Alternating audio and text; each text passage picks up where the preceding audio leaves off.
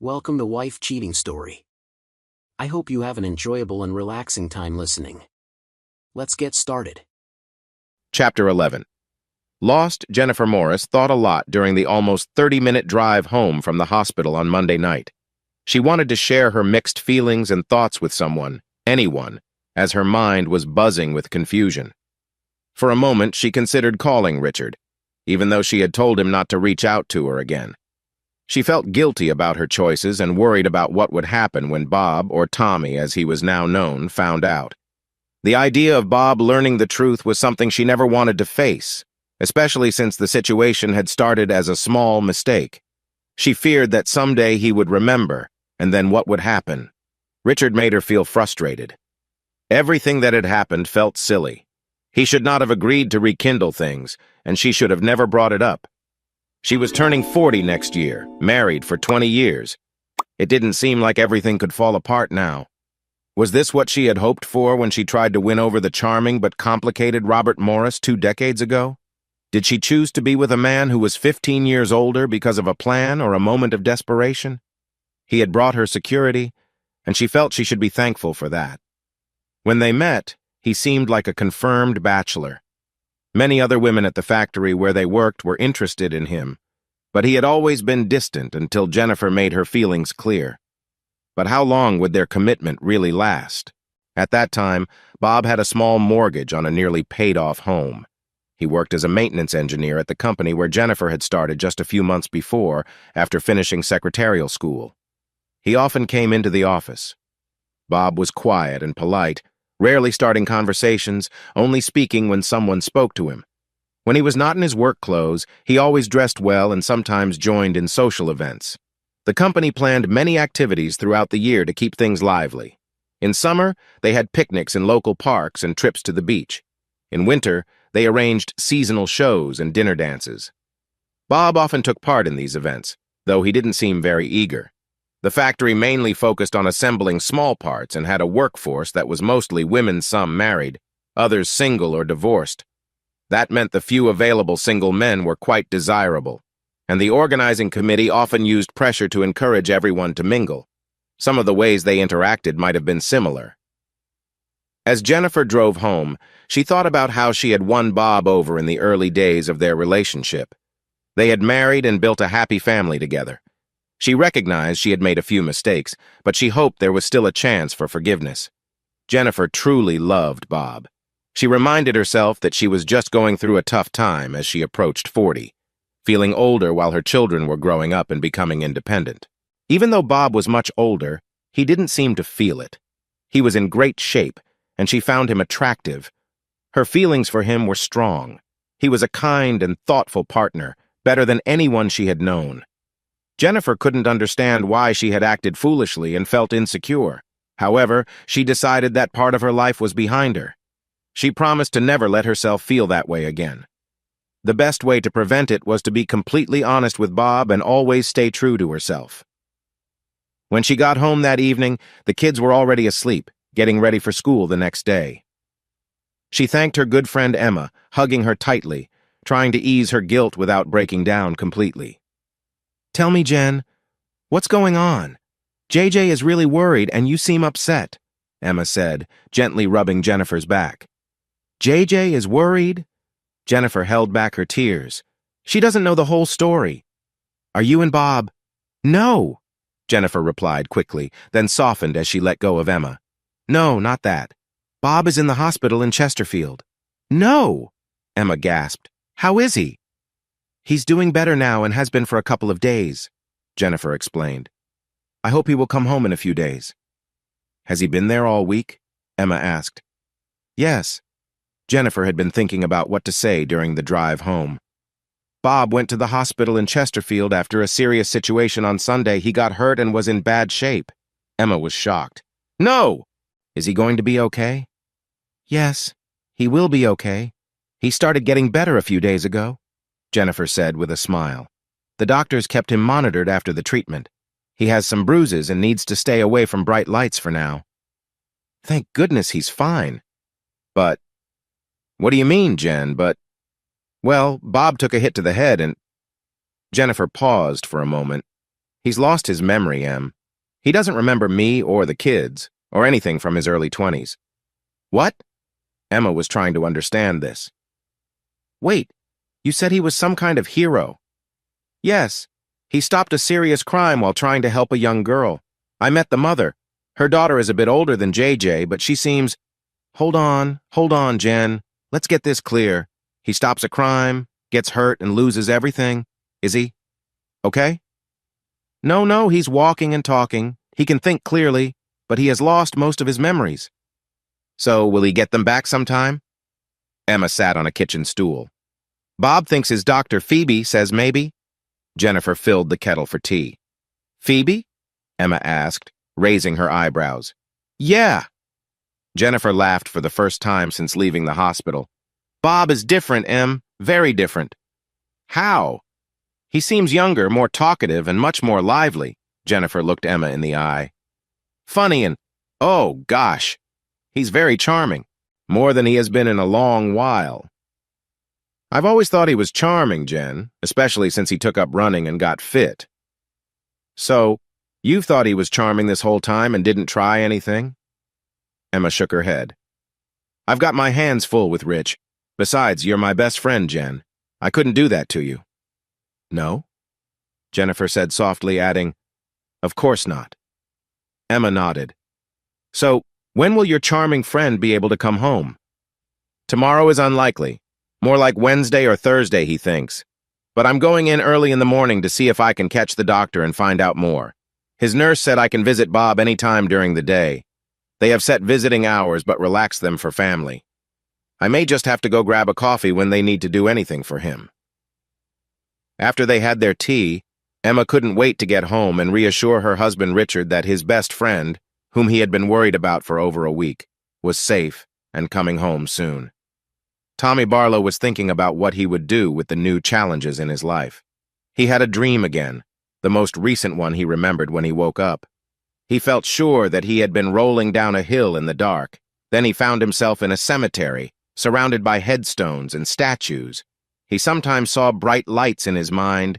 Then he was rolling again, getting caught in bushes and scratched by thorns. Finally, he stopped and fell asleep, waking up to Helen splashing water on his face. He could only remember bits of his dream and struggled to understand what had happened to him, but he couldn't make sense of it. It was late Sunday morning, he learned, when he met two people and got hurt. Tommy believed what Rachel told him yesterday. The sun was shining brightly, and the trees were swaying in the wind, which might be why he dreamed of flashing lights. His eyes were hurting from the brightness, and being thirsty left them dry, making everything feel worse before he blacked out. Now, on Tuesday morning, he was still trying to figure out what was real and what was just a dream. Helen mentioned that she poured water on his sunburned face, and when he coughed, she realized he was still alive and went to get help. That must have been why he felt wet. The pain he felt from hitting the ground made him think he was at the end of his life. He couldn't remember anything about his family or his wife Jennifer, even though they had talked briefly the night before about their 3 kids. He was told he had lived with them for many years, between 14 and 18 years. Yet he couldn't recall anything about them. His memories felt like they belonged to a different time, over 30 years ago. He realized he had somehow lost those 30 years. Looking in the bathroom mirror confirmed it. He saw an older man with gray hair and wrinkles, not the young face he saw the last time he shaved, which felt like just a few days ago. He knew he was older now and had responsibilities to take care of as soon as he left the hospital. He had to face this challenge, even though he felt like a kid inside, still funny and carefree. He vividly remembered his young wife, Sally, a memory that caused him pain and left a hole in his heart. It felt like she had been taken from him and replaced by people who expected too much. Over the years, Sally must have moved on and built a new life without him. What else could he call his absence besides leaving? It hurt to think that he had chosen to leave her. How could that have happened? But it did. His mom had left him photos, which he had looked at all day yesterday and again since waking up. The evidence was staring back at him. Sally had to face having a baby and raising it on her own. She moved forward with her life and had become a grandmother. Time had passed, and he had to come to terms with it, One moment he was a young man, and the next he was already a grandfather. Even when he had visitors yesterday, they did not bring any memories back. Marcia, a lively young mother, had a daughter who he was told he once helped. Marcia talked about it like it was something brave, but he could not remember it at all. It felt like something someone else had done, like it was a story from a stranger's life. Then there was his wife, Jennifer, who came to see him last night. His mind still treated her as a stranger, even though she was friendly and easy to talk to. He showed her old pictures of his youth, but he only vaguely remembered the people in them.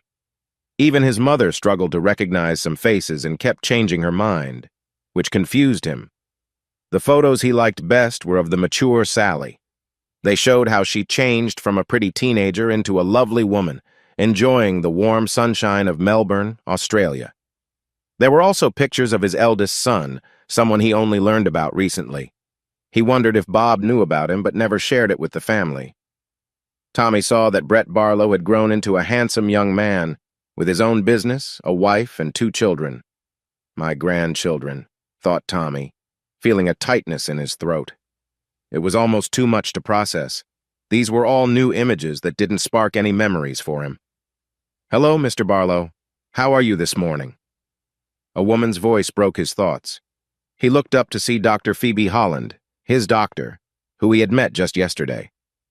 "Good morning, Dr. Holland. I'm doing as well as I can, given the situation. How about you?" he replied. "Fine.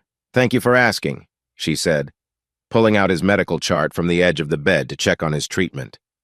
Seeing nothing alarming, she put the chart back and smiled at him. "Physically, you seem to be recovering well." "Doctor?"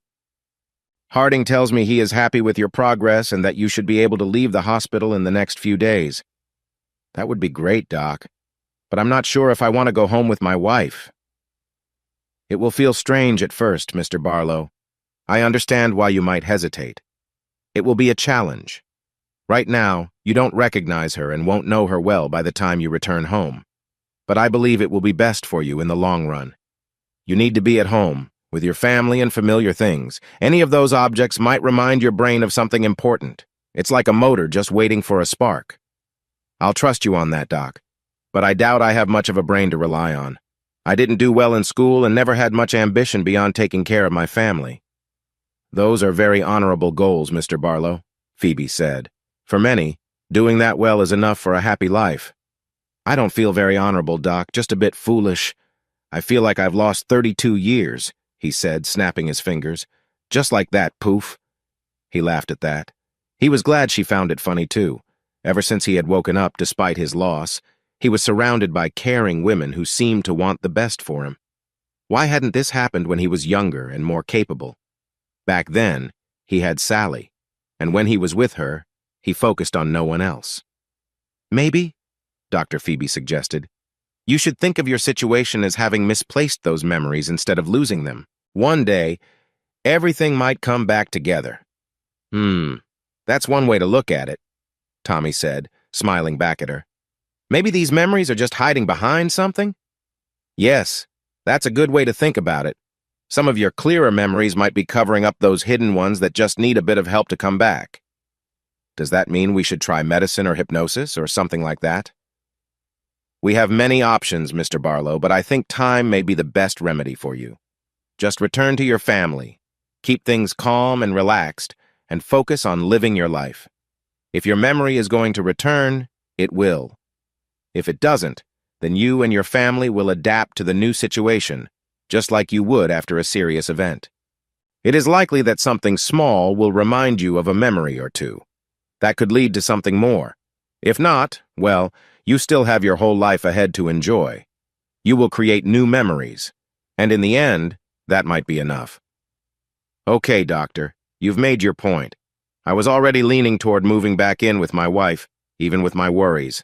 I don't have anywhere else to go." "That's great to hear. I'm sure Dr. Harding will be happy to sign you out and get you home soon, maybe even tomorrow. You'll need to see how your wife feels about your return. She might have some concerns, too. Plus, think about how this affects your kids." "True, we've talked about that, especially how it could affect the children. Jennifer is going to speak to them today after school and might bring them over tonight." She wants to see how they feel after updating them on my condition. We have friends who can help look after the kids. Jennifer thinks our youngest may have a harder time with this. The older boy has other things on his mind and likely won't notice my situation. And our daughter is really close to me, so she will accept me no matter what.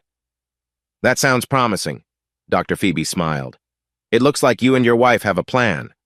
Once Dr. Harding gives you the all clear, will you be coming to outpatients here or in Buxton? I'm not sure yet. I don't know if I still have a driver's license or if I can drive with confidence. Back in 1982, I always took the bus. I might need Jennifer to bring me here if I want to attend the Royal. I'm comfortable with Dr. Harding. He seems like the right person to help me rather than starting with someone new. You're a great doctor, too. Well, if you're happy with that, then we can keep the consultations in outpatients. Your case is certainly interesting. I'll start the process. I'll see you tomorrow morning. Thanks, Doc. See you then. At breakfast, before school, Jennifer shared the news with each child as they came down. JJ was upset and wanted to skip school to see his dad right away, but Jennifer told them not to worry. She promised to take them for a visit on Tuesday night. Jennifer didn't mention Bob's past, just that he was having trouble with his memory for now, which they hoped would get better, and that he might not recognize them at first. Next, Jennifer called Amos at Bob's workplace to let him know that Bob might not be in for a while because of an injury that had put him in the hospital. Then she called her office to explain why she would be out of work for the next couple of weeks. They were very understanding. Jennifer found herself stuck in heavy morning traffic, which was worse than she had expected. She arrived at the hospital a little after 9:30 and learned that she had missed the doctor's visit, which she had hoped to catch. "Sorry I'm late, Bob, and for missing the doctor's," she said, catching her breath after climbing 2 flights of stairs. "The traffic was terrible this morning." "That's okay, Jennifer." Bob smiled as he stood up to greet her. "You're here now.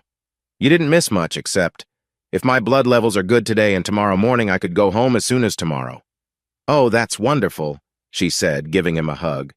"Did they say when they would decide to let you go?" "Not until morning rounds, so it might be last minute." "Well, that's better than nothing. The kids are coming to see you tonight. I told them about your head injury and how it affects your memory. I mentioned it's about 20 years. I thought that would help." "Yes, I agree," he smiled. "That's for the best." "It'll be so nice to have you home," Jennifer said, smiling brightly and holding his hand. "I've been thinking about how to make things easier. I'll move Tigger in with Tom tonight. That way we won't have any awkward moments until you feel better." "I don't want to make things hard for anyone, Jen. I'd rather not disrupt family life. I'm sure we could share a room if needed without any trouble if that's what you want." Bob smiled. "I would be okay with us sharing a bed to help us feel normal as a couple. Do I have pajamas at home?" "No, we usually wear comfy clothes. Our house is warm and cozy. I do have some warm nightgowns for winter nights when you're working. That's when I miss you the most. You're like a warm blanket." "I know this might seem strange to you, Jen. I mean, were we a normal couple before?" "Yes, we were, my love, and I hope we will be again soon," Jennifer said firmly. "It's an important part of our life together, and I want it to continue. It's been over a week since." "Why are we here?" Tom grumbled, waving the cafe menu at JJ. "Dad will be back soon, and we're visiting him tonight. Mom told us this morning, so that's it." "Were you born clueless, or did it come from your friend Susanna?" JJ replied, thinking her brother should take charge since he was the oldest. "Leave Suze out of this. I have no idea how to explain everything to her. You might need to draw it out with one of her many lipsticks. Every time I see her, she's wearing a different color. She must have lots of them." "Yeah, maybe," Tom said. "By the way, JJ, are you wearing some lip stuff?" "No," she replied, her cheeks turning red. "Just a little bit of lip balm for these chilly mornings. It helps keep my lips from getting dry. That can hurt a lot." "Sure," Tom said. "And you've tied your hair back too, showing more of your face. Tig and I didn't even recognize you when we first walked in." "Exactly," Tigger added. "Can we focus? It's easy for you two to skip classes. You do it all the time. Tom, you're leaving college to get married and find a job." He pointed at Tom, and then shook his head at his sister. "And JJ, You are set for college next year while I'm missing double English right now, which I could struggle with. We are all missing the important part here, guys, JJ said, leaning closer to her brothers. If Dad leaves Mom, there won't be any money for college or help with your wedding. It will all go to legal fees and finding 2 new homes. Our lives are going to change a lot. Do you understand? Yeah, I get it, whatever, Tigger said quietly. So what does this have to do with us? Tom complained. I'm moving out in January anyway, and Suze's parents are covering the event. Okay, but if our parents can't find the money for the apartment you two have been looking for these past 2 months, where are you going to live then? Oh no. The idea of living with Suze's strict mother and her passive father filled him with worry. What are we going to do, JJ? Chapter 12. Sally Calls. This call is so clear, dear, it feels like you are close by, Ann Barlow said into the phone after hearing hello from her ex-daughter-in-law. Mom, is that you? Sally's clear voice replied, Is everything okay? Are you all right? Sally wondered why Ann was calling now, in the middle of the week. Usually she called Brett's grandmother for special occasions and rarely the other way around. The last time was when Alan passed away. There was no other family left back home. Sally had helped her parents move to Melbourne 10 years ago after her dad's second divorce. She had offered to bring Alan and Ann over back then. Ann was interested, but Alan loved his football team too much to leave England. Sally couldn't attend Alan's funeral but had offered to pay for Ann to come over, even for a visit, but Ann preferred to stay. Yes, Sally. My leg has been hurting a bit, that's all. The damp weather at the start of winter gets to my bones. What's the weather like in Melbourne? It's a bright spring morning with clear skies. It looks like it's going to be a hot one, Sally thought, believing that Ann would enjoy the warmer weather. That's nice, dear. Is Brett doing much sailing? As much as he can, Mom, Sally laughed, imagining Brett doing what he loved most. But this is his busiest time of year, getting boats ready for summer. Sally, I had to call, dear, Ann said, taking a deep breath. Are you sitting down, sweetheart? No, I'm in the kitchen making breakfast. Why, Mom? You've got me worried now. Please go and sit down. I have some news for both you and Brett. Sally walked to the lounge and sat down, feeling nervous. There could only be one reason for news from the old country that involved both her and her son. Someone must have finally found Tommy. After all these years, did she really want to know? She had lost hope a long time ago. Yes, she decided. It would be a relief to finally know. A lump formed in Sally's throat as she replied, I'm sitting down now, Mom. They've found Tommy, Ann said happily. What? Sally exclaimed, surprised by the news and Ann's cheerful tone. What do you mean they have found him? Tommy, Ann continued with joy. He's alive and well. I saw him yesterday. He's in the hospital, but he's doing fine. Sally, are you there? Sally felt herself faint, dropping the phone onto the carpet as she processed the news. Her husband John found her in a daze a couple of minutes later when he came out of the bathroom. Sharon parked at the hospital and bought a parking ticket for 2 hours, unsure of how she would be received in the ward that afternoon. She knew that Tommy's wife, or maybe Bob's wife, would be visiting later today. It was confusing for her due to her memory issues. It was about an hour before visiting hours began, so Sharon hoped the nurses would let her in a little early, as she and her daughter had been allowed to before. She had seen Tommy's wife the evening before from the doorway. Sharon didn't want to intrude and wasn't eager to talk to her. It felt unnecessary, knowing there was no reason for Tommy to want to see her. He was back with his wife, Jennifer, who was younger and more charming than both Sharon and Helen had thought. Sharon knew she couldn't compete with Tommy's wife for his attention. She had lost her own husband to someone younger a few years ago, so it seemed unlikely she would be a contender for Tommy's affection. She had to accept her situation. Sharon, good morning, a familiar voice said from behind her as she walked down the main hospital corridor. She turned to see Nurse Ben approaching. Hi, Ben. Do you ever get a break from this place?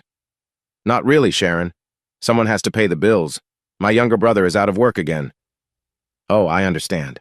Are you headed up to the ward? No, they have enough staff there this morning. I'm working in one of the elder care wards today, just down this hall to the left. Ben smiled and pointed ahead. They walked a little more before Ben said, You came to visit but didn't go in yesterday evening. I saw you. Tommy always likes to see you. Well, he has other visitors now. I can't compete with his mom and his wife. I don't think you should see it that way, Sharon. Tommy has lost so much friends from the past. His first wife and his father. His son and grandchildren live far away. He doesn't even recognize his current wife, and he hasn't met his children yet. You and Helen are still his oldest friends. It would make him sad to think he might lose you just because you think you shouldn't get in the way. I hadn't thought of it that way. Thank you, Ben. You're very kind. We aim to help in the NHS, he smiled. They stopped at the entrance to Ben's ward for the day. Sharon reached up to the tall man and showed her appreciation with a friendly gesture. Thank you, Ben. You're a great friend. Stop it. You're ruining my reputation. I prefer to leave my friends feeling a little emotional instead of cheerful. Move along now. When do you come back to the other ward? Tomorrow. I'll see you then if Tommy's still there. He'll be there until the doctors finish their rounds, so don't worry. The ringing phone woke Anne Barlow, who had dozed off in her favorite chair. She opened her eyes quickly, a bit lost about the time or even the day. Life followed a routine in the sheltered housing, and she remembered they had bingo yesterday evening, but she hadn't been very focused. One of her friends had laughed each time she missed a number, but Anne smiled, remembering why she felt tired. Tommy, her only son, who she had thought was gone forever, had come back safe and sound after being missing for over 30 years. Then a wave of guilt washed over her. You are supposed to always hope for the return of a missing child, as Alan did. Alan searched through local papers at the library every week. He learned how to use the computers to keep looking for their son. He wrote many letters hoping to find out where he might be working nearby. He never lost hope, not at all. Alan kept his hopes until he passed away. Anne never told Alan that she had stopped hoping long ago, exhausted by what had turned into a tiring journey with no end. She was sure that Tommy was gone, while Alan believed their only child was still alive and safe. Alan's hope became all-consuming. Instead of uplifting him, it drained him, making him weary and bending his body with disappointment. Living with Alan had become challenging over the last 10 years. As Anne's hopes for Tommy faded, her feelings for Alan started to change too. His growing bitterness about not finding Tommy made her feel stuck, and she found herself resenting him more. Now, she was the one benefiting from Tommy's return. She, the mother who thought her son was lost forever, felt joy at his coming back, while Alan was no longer there. He would have loved to be part of that reunion. Alan would have felt proud of his unbreakable hope in such tough times. He might have even returned to the man she fell in love with nearly 60 years ago. Anne thought guilt was difficult to bear, but she knew she had to find a way to handle it. Then the phone rang again. "Hello?" she answered, unsure. Anne did not like the phone. They never had one until Alan insisted they get one right after Tommy went missing. After Alan passed away, the council moved her phone to her new flat. The only people she usually talked to were Sally and Brett in Melbourne. "Hi, Gran," came the cheerful Australian voice, far away yet feeling close. "Brett," Anne replied, surprised. "You always call on the first Sunday of the month, so I didn't expect you today. How's your mother?" "She's doing well now, Gran," he laughed. His warm voice reminded her of Alan. "John found her just a minute after you spoke to her. She's fine, but John put her to bed just to be safe and called the doctor. The doctor woke her up and gave her something to help her relax." "I'm really sorry I worried her, Brett." "No worries, Gran," Brett said quickly. "It wasn't your fault. Whatever she heard about Dad, it really upset her. I think I need to have a word with him too, and he never actually hurt me." "Oh, Brett, you can't blame him for leaving you. Your dad didn't even know you were born. Dr. Holland thought he might have lost his memory twice." "Twice?" Brett's voice rose in surprise. "What do you mean, Gran, twice?" "Your dad lost his memory this week, so he's forgotten the last 32 years. Anne explained gently. "The doctor believes he had a head injury back then before you were born and lost his memory. Now he's had another impact during a rough moment. Tommy was hurt while trying to help a young girl who was in trouble in the woods. He jumped in without thinking about his own safety, and they left him hurt. The girl managed to escape, though." "Wow, Gran." "Watch your language, Brett. she gently reminded him. Sorry, Gran. I was really upset with him for coming back and causing Mum distress when he left. There's no point in holding on to that anger, Brett. It only hurts you in the long run. Come on, tell me, how are my great-grandkids and Katie? Oh, Katie's fine. O is okay, and as for Nellie, well, that's why I'm calling you now. Nellie is awake and teething, so we're all wide awake. I thought I'd call you while Katie gives her a bit of comfort.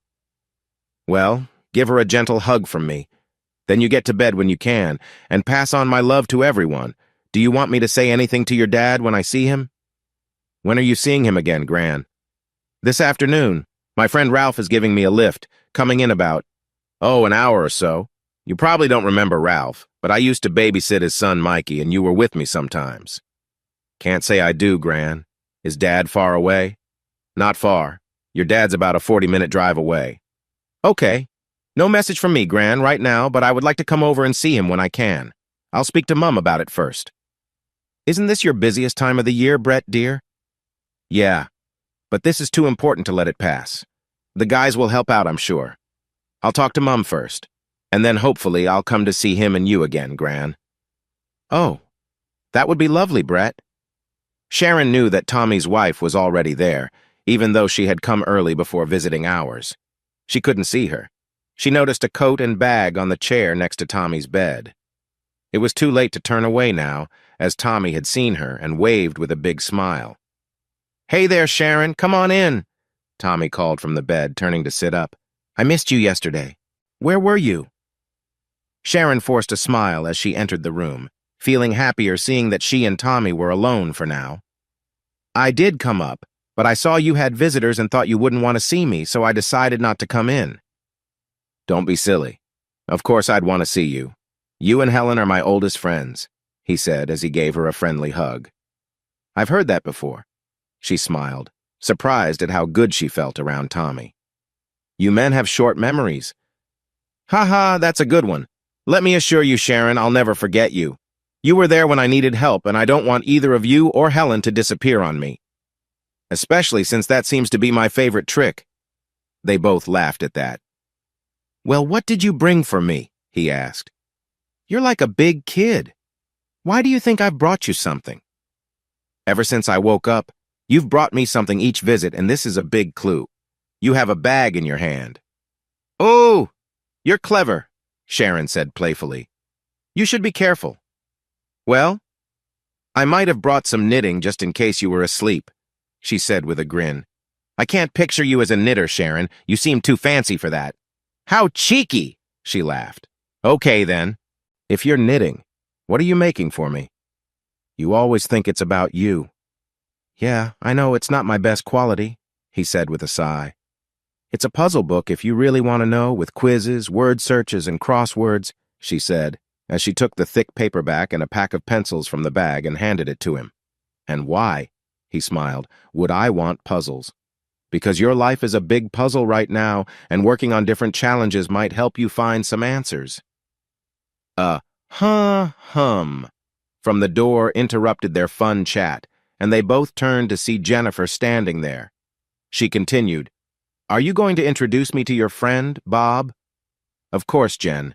Sharon, this is Jennifer Harris, my wife of nearly 20 years. Jen, this is Sharon Bister, my very best friend. Her daughter Helen found me in the woods and saved my life. They've been visiting me almost every day since I arrived, even watching over me at night to make sure I wasn't alone while in a coma. Their talking helped me recover. Jennifer smiled warmly and stepped forward to hug Sharon, who was a bit surprised by the friendly gesture. It's a pleasure to meet you, Sharon. Bob told me how you and your daughter have kept him company these last few days. Thank you so much. You both have made a huge difference in his recovery. Even the doctors are amazed at how quickly he's getting better. We should get to know each other, and I would love to keep in touch once we have Bob home. Yes, that sounds nice, Sharon replied, still feeling a bit shy. Helen and I were very worried that Bob wouldn't make it through those first few nights. It's wonderful to see him doing so well. Hopefully he'll get back to what he once was. If you have time after visiting hours, we could share a pot of tea and talk about Bob while he can't hear us. Jennifer chuckled. We can say whatever we want if he's not around. That sounds fun, Sharon agreed. Well, don't let me stop you, ladies, Bob said with a smile. You both go ahead and enjoy a drink, and I'll work on this puzzle book. Really? Jennifer asked. Yeah, go ahead. It was while Tommy was focused on a word search puzzle that his mom, Anne, arrived with Ralph Haraldson. Hi, Mom. How are you? He said, looking up as she entered. He had heard her breathing heavily as she walked down the hall, which made him a bit worried. He tried to calculate her age. She had him when she was 28, so she must be around 83 now. I'm fine, Tommy. How are you feeling? I'm getting better, Mom. I can't wait to leave here, honestly, he said with a smile. I'm so bored I'm even doing crossword puzzles here, and you know how bad I was at school. Yes, I remember, Anne smiled. If it wasn't for Sally, you might have struggled even more. Ralph joined them a couple of minutes later after dropping Anne off at the entrance and parking the car. In his early 70s, he moved around quite well. Shortly after Tommy's mom arrived with Ralph, Jennifer and Sharon returned from the restaurant, chatting as they entered and bringing a coffee for Tommy. Just the way Bob likes it, Jennifer mentioned. Anne was touched as she learned about 3 grandchildren she had never known about. Anne also thanked Sharon for staying with her son. There were tears and hugs shared among them all. Meanwhile, Ralph observed them, thinking about everything happening around him. Chapter 13. JJ's Joy. Mom, it's Sally. How are you? Oh, Sally, dear, I was so worried about you. The line went quiet this morning, and I wondered how you were handling everything. It was such a surprise. But I really didn't need to say it all like that. I was just so happy. Anne set down her spoon and turned off the stove, where she had been cooking chicken for dinner.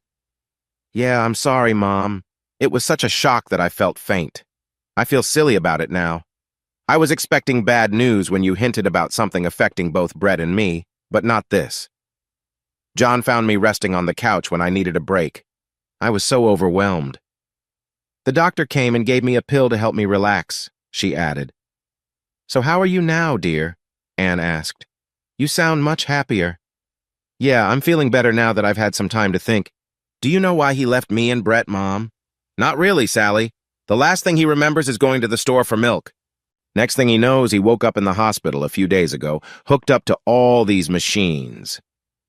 So how badly is Tommy hurt, Mom? Sally asked. Not too bad, Sally. The doctors say he can go home in a day or two, depending on his blood test results. That's good to hear. Mom, what does he look like after all this time? He looks pretty good overall, or he will once the bruises fade. He's not the best sight right now, to be honest. Anne found herself laughing a little. In truth, Tommy had looked all right. His black eyes would make anyone jealous, and his face is bruised from different bumps, so he's a bit swollen. No lasting damage, then? No, but they had to shave his head for surgery on his skull to relieve some pressure, so he has several stitches. His hair is starting to grow back already, so it won't be too noticeable once it's fully grown. Is he still blonde? Or has he turned gray, Mum? Anne giggled. Oh, the new hair is quite gray, which has bothered him since his wife mentioned that he had managed to keep his natural color pretty well until now, except for a few gray hairs. Wife! Sally exclaimed. Of course he's married. Does he have any kids? Yes, Sally, he has 3 children. 2 boys aged 18 and 14 and a girl aged 16. Did his wife say when they got married, Mom? She said they are celebrating their 20th anniversary in February next year. She mentioned they need to book a venue so all his family and friends can come together. Jennifer, his wife, thought Tommy, who she calls Bob, didn't have any other family. So he changed his name when he disappeared? Yes, he changed it to Robert Mark. I think Jennifer said his middle name was Mark with the last name Morris Robert Mark Morris. Everyone calls him Bob. I wonder what he's been doing all these years. Did she say where she met him? Sally asked. I believe they worked at the same company when they met. He was a maintenance engineer, and I think she was in the office, possibly in personnel. Anyway, she said that Tommy was quite popular and all the girls liked him, but he didn't seem interested in any of them. Tommy always had a way with words. He could charm his way through anything. He was always handsome. I guessed, Mum, after he had been away for a while, that he must have run off with someone else. Well, there was never any other girl for him than you, Sally, dear. as far as I knew. From the time he wore short pants until he disappeared, there was no other woman in his life when Jennifer first met him. I think she had to wait a long time before he noticed her. What's she like, his new wife? This Jennifer Mum? She's quite short, maybe a bit taller than me, blonde and very glamorous. She speaks nicely, takes care of her hair and makeup, and seems very well put together. I think she might find it hard to manage her weight. She said she goes to the gym 2 or 3 times a week. She also works part-time at the local doctor's office. Have you met your new grandchildren yet? No, not yet. I've seen their pictures, though. Jennifer brought them to the hospital this morning. The boys are tall, slim, and very good-looking. The girl hides a bit when it comes to photos, but when she doesn't know someone is taking her picture, she is quite small, like her mom, and very pretty. So, Tommy has created a nice life for himself and a good family? Yes, dear, I believe he has, Anne replied. Jennifer says they have a lovely house, almost fully paid off. He has a good job, and the kids are smart and well-behaved. The 2 youngest will go to college when they are older, and the oldest boy is getting married in January. His girlfriend is expecting a baby. Well, it's probably more than Tommy deserves, but I wouldn't wish him anything bad. I'll call you again in a couple of days, Mom, after I talk to Brett. All right, dear, please take care. Bye, dear. Richard, is that you? Emma called down the stairs as she heard the front door open. Who else would it be? Richard replied as he set his bag down and took out his empty sandwich box. That's true, she called back. My friend never comes over this time of day. Just as long as I don't run into him, he said, lowering his voice as Emma came down the stairs. Your dinner is in the oven. It's a casserole and should be ready in about 20 minutes. You can have half, and I'll save the rest for later. Where are you headed, Emma? Richard asked. That's 2 nights in a row you're going out. More than you were last week. I'm heading to Jen's again, and then I'm going out with her and the kids to help out if they need it. You know they found Bob, right? I heard a rumor, but nothing confirmed. What's the latest? Emma reached to touch Richard's arm as she reached the bottom of the stairs. I know you've been really worried, sweetheart. He is your best friend. Not that worried, he said. Come on, Rich. I can see how worried you've been this week. I know you've been in touch with Jen and going out at night looking for him, pretending to work late. You've had a worried look on your face for days. What do you mean? Worried? He asked, his face showing signs of discomfort. It's all right, honey, Emma said gently, patting his cheek. I know you've been trying to keep me from worrying, thank you, but I'm Jen's best friend too. I understand, sweetheart. So what's Bob been up to? He asked, swallowing hard. Is he seeing someone else? No, Emma replied, surprised. How could you even think that about Bob? It happens, Em. Maybe he's going through something difficult. Not Bob. Anyway, he has been in Chesterfield Hospital since last Sunday and can't remember the last 20 years. Jen told me all about it last night after she visited him. You were already asleep when I got home.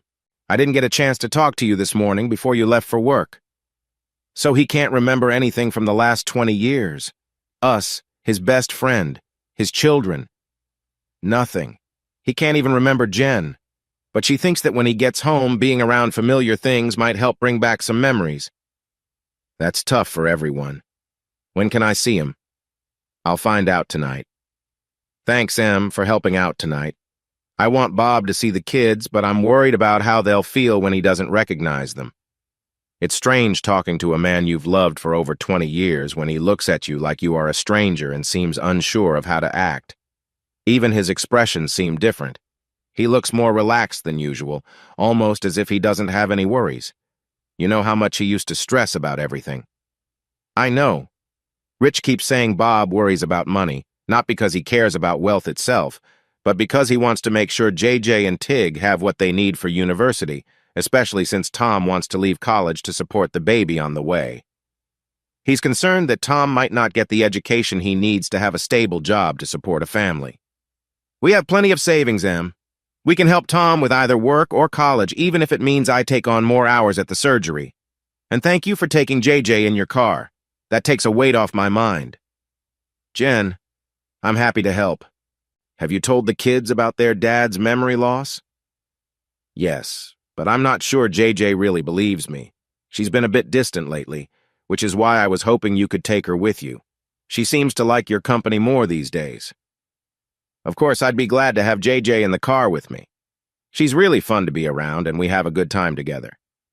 All JJ and I seem to do is argue, Jen said. Come on, Jen, let's get everything packed up and head over. I'd like to see Bob, too. Emma? JJ asked as they drove away from the Morris house. Yes, JJ? What do you think about Dad's memory issues? Emma laughed. Well, now I see what you think about it, JJ. What I mean is, do you think Dad is just trying to upset Mom, or has he really forgotten things? I really can't say, sweetie. I'll decide for myself when we talk to your dad. According to the GPS, we'll be there in about 25 minutes. I just want Dad to come home soon and fix this. He'll be back. Your Mom and Dad are the most stable couple I know. Even if he knows she's not honest? Where did you hear that about your Mom? She was seen with a teacher and it made its way around the school. No. Yes. That's why the nice boys don't want to be around me.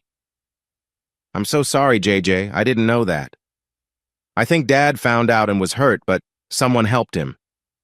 I don't think that's quite right, honey, Emma said quickly, surprised by JJ's strong feelings. Your mom said that while she visited your dad, she talked to another girl's mother who was having a tough time. Your dad happened to be running by and went to help. Mom didn't explain what happened to him, just that he was hurt while running, JJ said thoughtfully. Maybe he found out about Mom and went away, and then something bad happened on his run. That's not how it works, sweetie, Emma smiled. If I were in that situation, it would be Uncle Rich who would need to find a new place, not me. The same goes for your dad. He wouldn't put up with that. If he found out your mom was doing something wrong, she would be out. You'd ask Uncle Rich to go if he was dishonest? If that were the case, yes. I'd ask him to leave right away. Emma laughed. But your Uncle Rich knows what to do. Besides, we're trying for a baby now. He wouldn't have the energy for anything else. A baby? It's my last chance, kiddo, Emma admitted. I want a baby before I turn 36 and time is running out. Poor Rich has been really tired lately. I heard that sometimes people see black men differently. Not all of them, honey, not all, Emma said with a chuckle. You are so charming that you will win over Brick Alexander in no time, and you won't have to face the letdowns I went through. Let me tell you, I love my Richard like no one else, but he's definitely not perfect. If I hadn't taken a chance on those big brown eyes of his, he'd still be alone. So if he's not special, JJ asked with a smile, why do you stay with him? Because I care about the goofy guy. I always have. He makes me laugh, and I believe he'll be a good father someday. You've been trying for a while then, Em? Yeah, hopefully this time it will work. We'll keep trying until it happens. We got married 12 years ago when we were in our early 20s and thought we'd wait 5 to 10 years before thinking about kids. We started really trying about 5 years ago, but so far nothing. I even wondered if there was a problem on my side. Oh, Em, I'm sorry. I didn't know. We kept it private. We tried again 3 years ago, tracking everything carefully with Rich adjusting his work to help. It was tiring for both of us. It was enjoyable, but it added a lot of stress, so we decided to take a break and try again later when Uncle Rich felt better. JJ giggled. Rich won't get a checkup. It's a man thing, I guess. So I had my doctor run all the fertility tests, and everything looked good for me. The doctor thought it was just a matter of keeping it relaxed, and that it would happen naturally eventually. So your Uncle Richard is enjoying every night that I'm home right now while he gets rest when I'm with my mother. I forgot about your mom. How is she? They gave her just a few months to live about 3 months ago. Her cancer is too far gone for treatment, considering how weak she is, but she is still fighting. She's getting weaker and is now in bed all the time. I think maybe the idea of becoming a grandmother before she goes is what keeps her going. JJ could see her smile by the light from the dashboard as Emma remembered some warm moments with her mother. So she's not a burden to care for. How long do you help out? I go to Matlock on Friday mornings, taking over from my older sister Nikki at lunchtime, and then I stay with Mom until Monday afternoon when Allison comes over to help. Allie has always been the bossy one in the family. You're the youngest in the family then, Emma? Yeah, my mom was almost 45 when I was born, which surprised everyone. There's 14 years between Nikki and me. Allison and Jack had already moved out before I came along. My dear dad was already retired while I was still in school. So your dad was only a few years older than my dad? I suppose so, but my dad was always frail. He worked in the mines from the time he left school, and his lungs were weak long before he retired. Meanwhile, your dad is fit and handsome. Did I ever tell you I think he's really charming? I don't see it, but I still think he's a great dad. He's always been there for us. Yes, he is a wonderful dad, but I find him quite appealing, too. Just trust me. If Rich and I ever separated and things were tough between your mom and dad, I'd be interested in your dad. Emma laughed. Now that I think about it, he has raised such amazing kids. What would you think of me as a stepmom? I think you'd be awesome, Em, JJ chuckled. You'd be the answer to my wishes. Dad? JJ was almost breathless. As they reached the main area where her father was, and her mom pointed to the side room, the girl took off running down the hall while the others were still applying hand sanitizer. Tommy had heard the sound of her footsteps and looked up just as she burst through the doorway. Don't tell me, he smiled, starting to stand up from the chair where he had been sitting. You must be JJ, right? He opened his arms wide. Oh, Dad. She ran into his hug, wrapping her arms around him tightly. He felt a quick sting from the sudden embrace. His pain medication had been lowered that day, and he was looking forward to going home soon. Still, he held her close, squeezing her back gently. Tommy closed his eyes for a moment, trying to remember.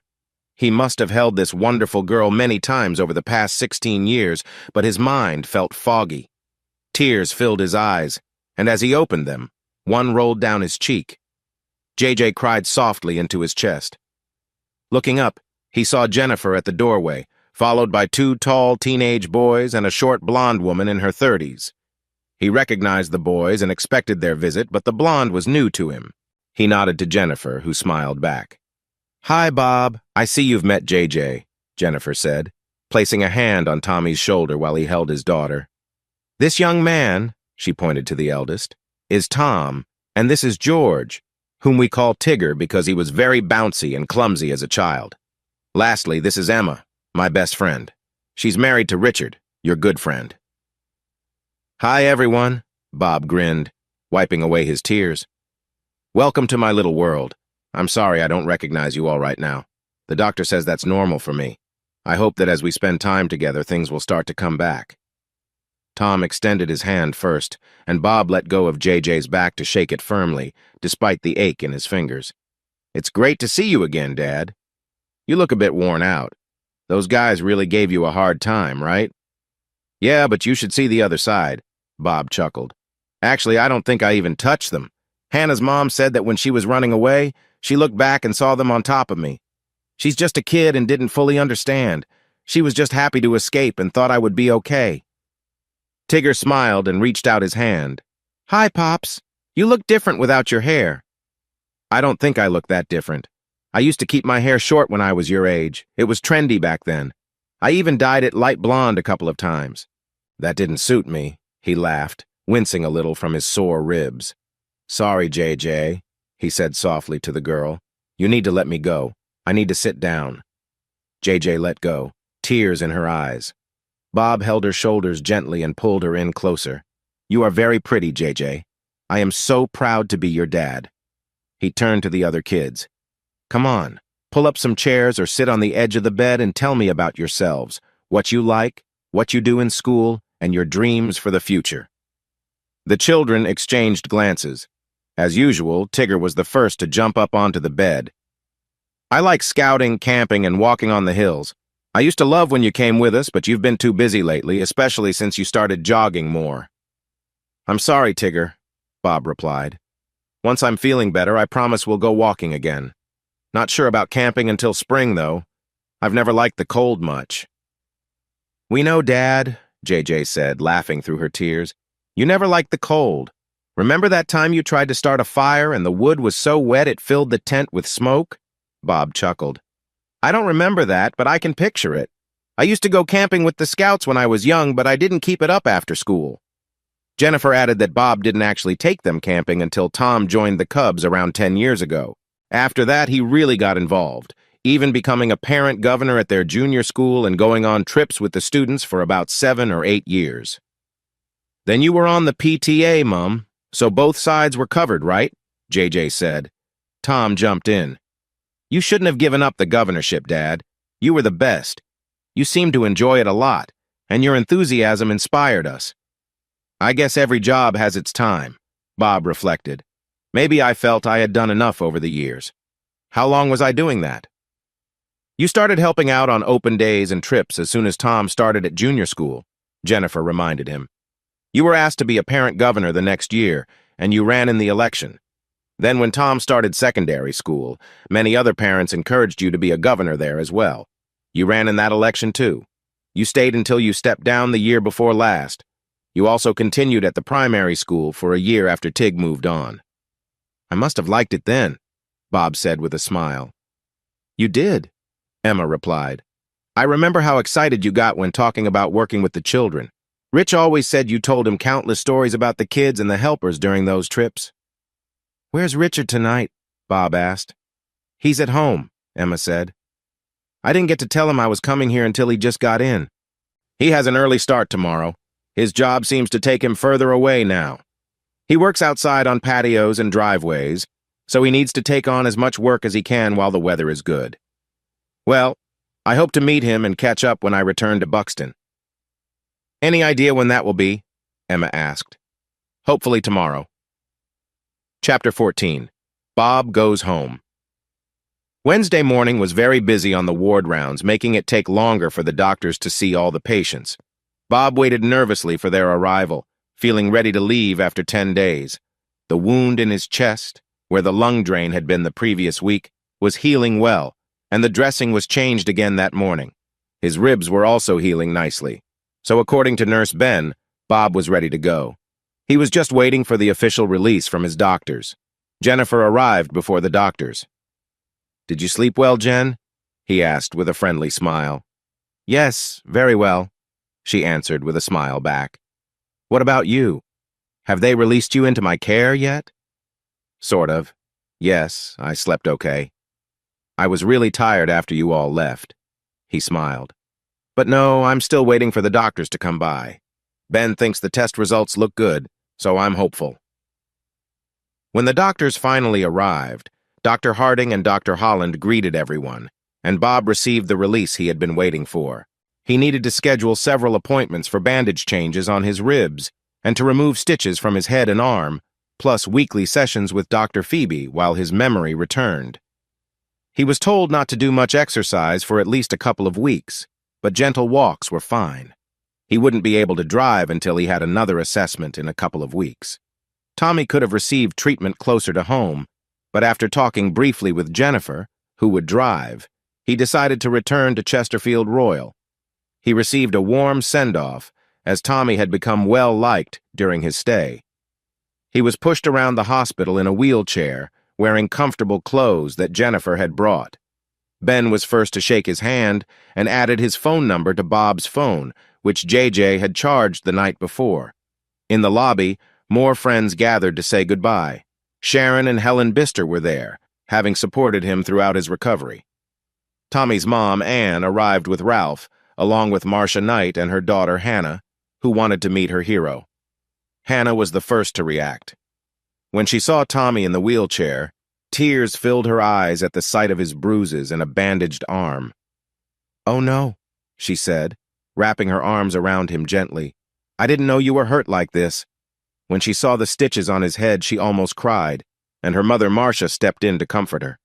Most of the others were emotional too, except Ralph, who watched quietly. Anne and Jennifer hugged, promising to visit often. Sharon and Helen also agreed to come over any time, and soon everyone was exchanging phone numbers with Jennifer. Marcia and Jennifer already knew each other and had planned a shopping trip in Derby for the next Saturday, and Hannah was excited to join. Ralph offered to take Anne to the Barlow home the next morning and wrote down the address in his notebook. By the time Bob and Jennifer got into the car to go home, Jennifer was cheerful and excited from the goodbyes, while Bob seemed very tired. Emma managed to reach Rich on his phone after missing him the night before. He had gone to bed early for a morning job while Emma had slept in. "Hi, Rich, it's Emma." "I know, Em, your name shows up," he replied. "Of course it does. I'm feeling a bit off today. Last night was emotional. Jen called this morning. She brought Bob home and invited us for tea. What time will you be home?" "Early, around 4 or so, hopefully. I just have a quick job to finish by 2, and it will be too dark for anything else. By the time I drop everything off at the yard, I should be home by 4. "Okay, get cleaned up and ready so we can leave for Jen's by 5. "Sure, Em. It'll be nice to see Bob again. I'm not sure you'll recognize him, Rich. He's different." "Better or worse?" "Better, I think. He's funny and lively, kind of like a younger Bob without the worries. He seems to have a positive attitude that is really inspiring. Nothing like the sad person he used to be, right?" Richard laughed. "No, nothing like that. He's cheerful. Anyway, I'll see you later then, dear." "Oh, dear?" "Yes?" "See if you can finish an hour early. I'm feeling a bit restless, you know." "Yeah, like that surprises me. I'll see what I can do.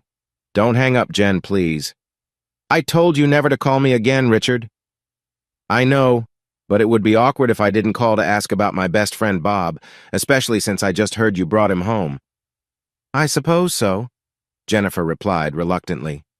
"Well then, how is he?" "Fine, considering." "Where is he?" "He's in bed asleep. He's completely drained, poor thing," Jennifer said. "And just who is he now?" Jennifer hesitated and moved away from the kitchen, which was just below the main bedroom where Bob was resting, and stepped into the sunroom, closing the doors behind her. He's not the same Bob anymore, Rich. He seems like a different person." "What do you mean? Different? How?" "He's more youthful and playful. He gets excited, talks more, is more involved, and I can't believe he's smiling all the time." Jen smiled at the thought, remembering her husband. "What, bashful Bob, lively?" "Yes, the old Bob we knew was quiet and reserved. He never said much and always kept to himself." Jennifer bit her lip. "He has been unhappy for a long time. I didn't realize it until now. I had nothing to compare him to." "Not with me, Jen.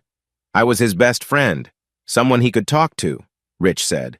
"We used to talk about everything, like football and the kids. Yes, he was much more natural with the kids and encouraged them.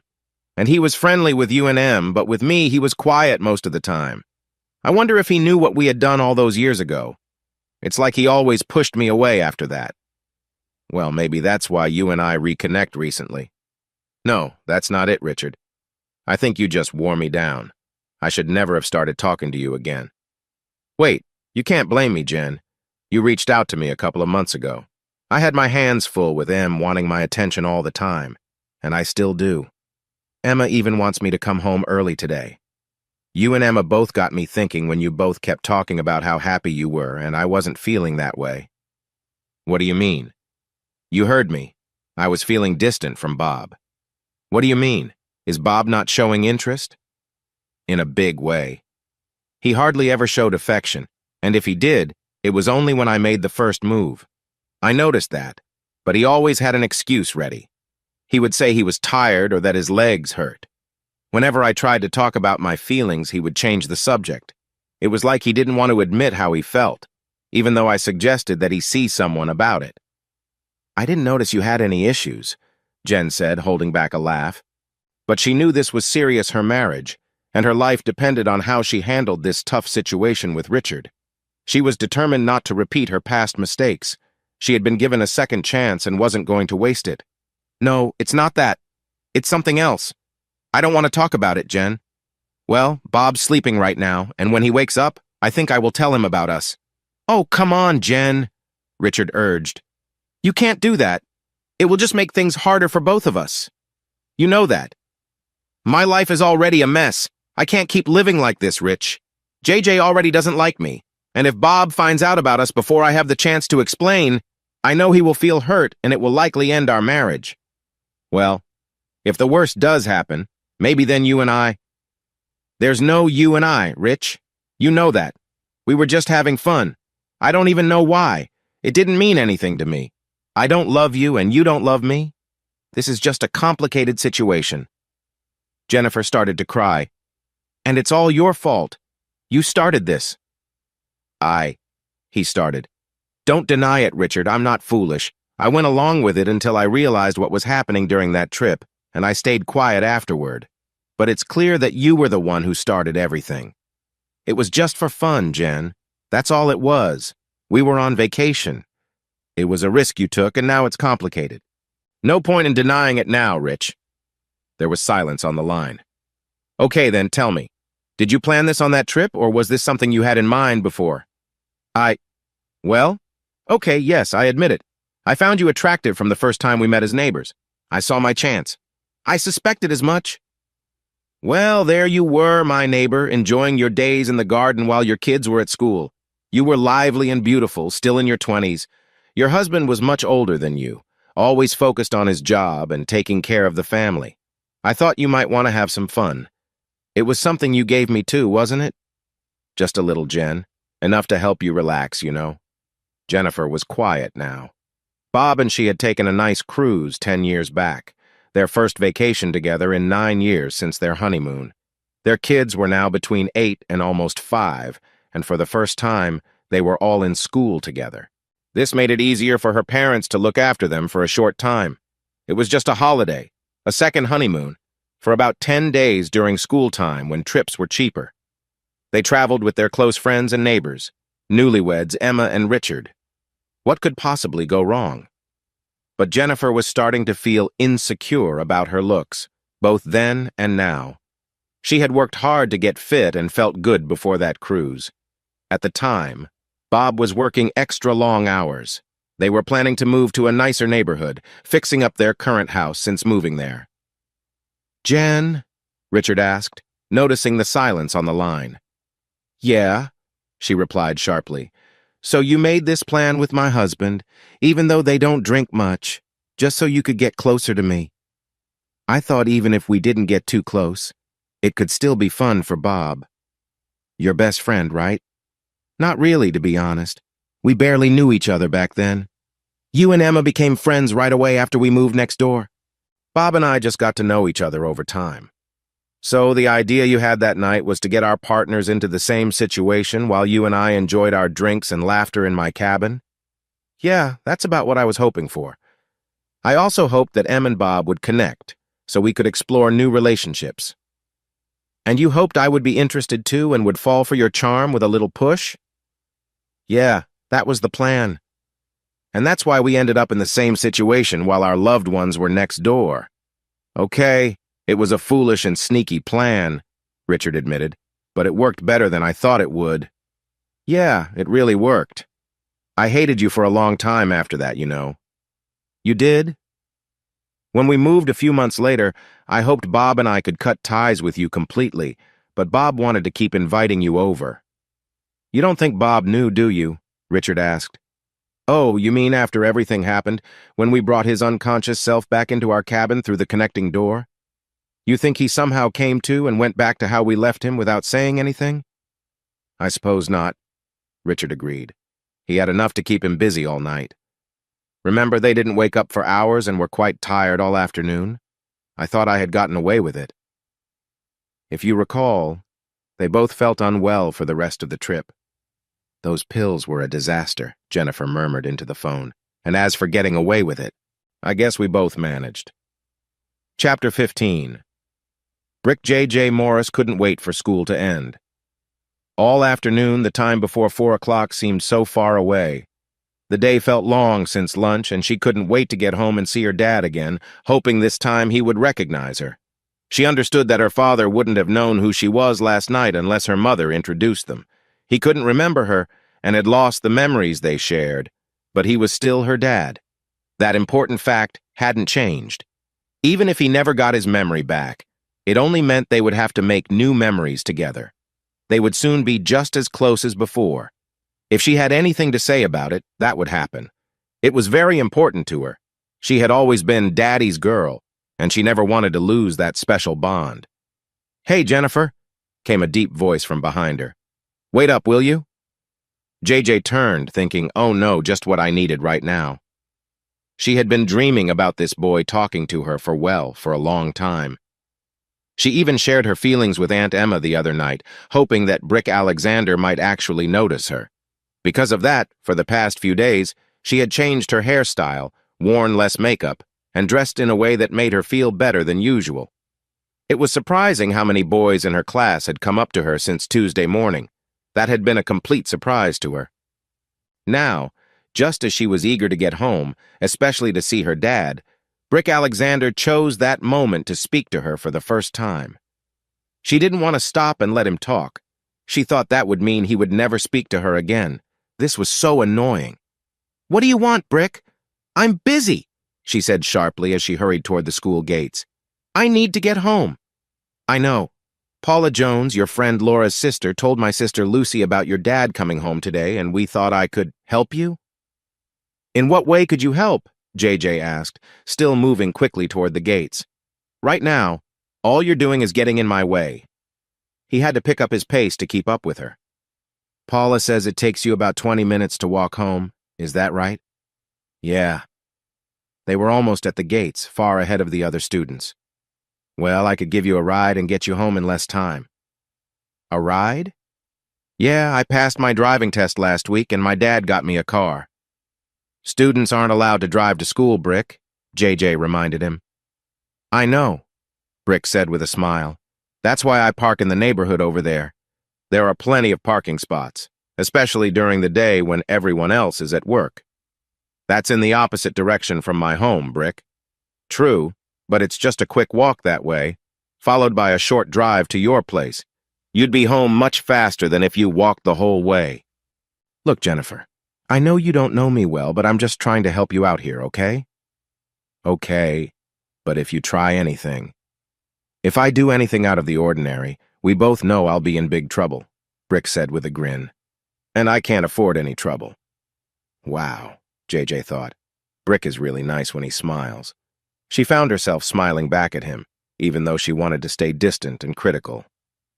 "Then don't you forget it," she said playfully, turning left at the gates in the direction Brick had pointed instead of her usual right.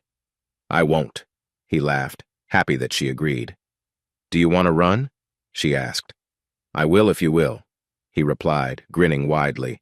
They both quickened their pace, racing down the road, trying to outdo each other. After a few turns on the sidewalk, Brick, who was slightly ahead, stopped beside a blue Mini that was a few years old. "This is my car," he announced. He opened the driver's door and leaned across to open the passenger door from the inside. JJ stepped inside and sat down, placing her school bag on her lap. She reached for the seatbelt and fastened it across her chest. The car roared to life as they drove away from the parked spot and out onto the school road. A couple of minutes later, they passed the school gates, heading toward her neighborhood. "JJ," she said. "You can just call me JJ if you want." "Instead of Jennifer?" "Yeah, nobody has called me Jennifer in a long time. It's also my mom's name." "I understand why you'd prefer that." "So you already know?" "Well, I don't know much, JJ, but I've heard things. Look, I'm sorry, but you can't really choose your parents. You just have to deal with whatever they do." "Yeah, I can't change that." "I like your dad, JJ. He was always so much fun during those school trips. He helped me a few times when I was acting up. I can't choose my dad, just like you can't choose your mom, but I'd switch my dad for yours any day." "Yeah, he's a good dad. Everyone says so." Brick smiled and nodded as they continued in silence. He didn't need to ask for directions. He signaled and slowed down for the turns, showing that Laura had already shared her address with him. "Thank you, Brick," JJ said with a smile when they arrived at her home. "Even with my attitude earlier, I really do appreciate this." "You're welcome, JJ," Brick replied with a smile. "Same time tomorrow?" "Yeah, that sounds great. I'll meet you at the gate." "Sure. And good luck with your dad today, JJ. See you tomorrow." "You're home early, JJ," Jennifer said as JJ came through the kitchen door. "Yeah, I got a ride," she replied quietly, feeling unsure about being around her mother while her thoughts were filled with her dad and a new sense of purpose. She was also trying to fit Brick into her mind, which made her feel even more confused. "Where's Dad?" In the conservatory with your new grandmother. What? My dad's mom? Yep, Jennifer said with a smile. I'm making a pot of tea. Do you want to take the tray in? Sure, JJ agreed softly. As JJ entered through the open French doors from the kitchen, Bob got up from the couch, beaming at her. Mom, he said, this is my daughter, JJ, short for Jennifer Josephine. JJ, I'd like you to meet your grandmother. Oh, you are so lovely, dear. How old are you? Ann Barlow asked. You look so much like my aunt. She was my mom's youngest sister and my favorite relative. Hi, I'm 16, JJ smiled, placing the tray on the coffee table. My other grandmother is called Granny. How would you like me to call you? They hugged warmly and Ann said, Please call me Nan, JJ. I always called my grandmother Nan. My grandson in Australia calls me Gran, though. Hi, Nan, JJ laughed, hugging her back. Who is your grandson, Nan? Bob said.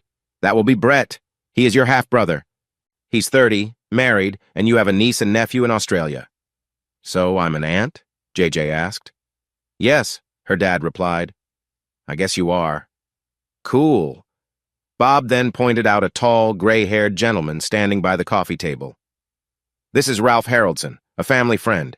He kindly drove your Nan here and helped while I was still in the hospital. Still holding her new Nan, JJ shyly reached out to Ralph's hand and smiled. Nice to meet you, Mr. Haroldson. Please call me Ralph, JJ, he replied with a warm smile. Nan sat down on the sofa. Now, JJ, come sit next to me, her new Nan said, patting the spot beside her. JJ took a seat next to her. Bob moved to the opposite side of the table and sat next to Ralph.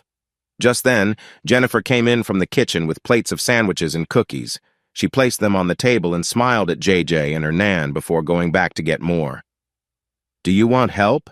Bob offered as he got up. No, it's fine, dear. I just need one more stack of plates and some knives, she replied. There's also cake, but we'll bring that out once we clear some space. Bob sat down again. Shortly after, Jen returned with more plates, knives, and a jar of sweet pickle, which she set on the table before sitting in an armchair between Bob and JJ. Help yourselves to the plates and sandwiches, Jennifer said. The boys will be home soon, and this spread will be a mess. Ralph smiled, took a plate and grabbed a couple of sandwiches, nodding his thanks. Bob did the same, and Nan also took a sandwich. JJ was too excited to eat. They were on their second round of sandwiches when JJ poured tea for everyone just before her two brothers arrived. They dropped their school bags on the floor and followed the laughter into the sunroom. There, they found their father telling a story about an adventure he had in the woods the Sunday before last. He started his run from home around 5 in the morning, according to Jennifer, and surprised two people who had taken a young girl named Hannah off the main path about 6.5 or 7 hours later. I was lying in the woods, he said after greeting his two boys with a smile and a wave. Luckily, a jogger named Helen found me. At first, she was careful when she saw me lying there. She kept her distance, checking to make sure no one else was near before she came closer. When she realized I needed help, Bob lowered his voice, she worried something serious might have happened to me. Oh, no, Jennifer exclaimed, clearly upset by the thought. Bob comforted Jennifer by introducing the boys to their new grandmother. Anne stood up to hug each boy. A few tears were shed by Anne and Jennifer, while the boys looked a bit shy. JJ told one of the boys to bring up another chair so they could sit comfortably with their grandmother. They noticed the sandwiches, and after asking their mother, helped themselves while she reminded them to use plates. Jennifer took the tray with the teapot and milk jug to the kitchen to make more tea, keeping her busy for a few minutes.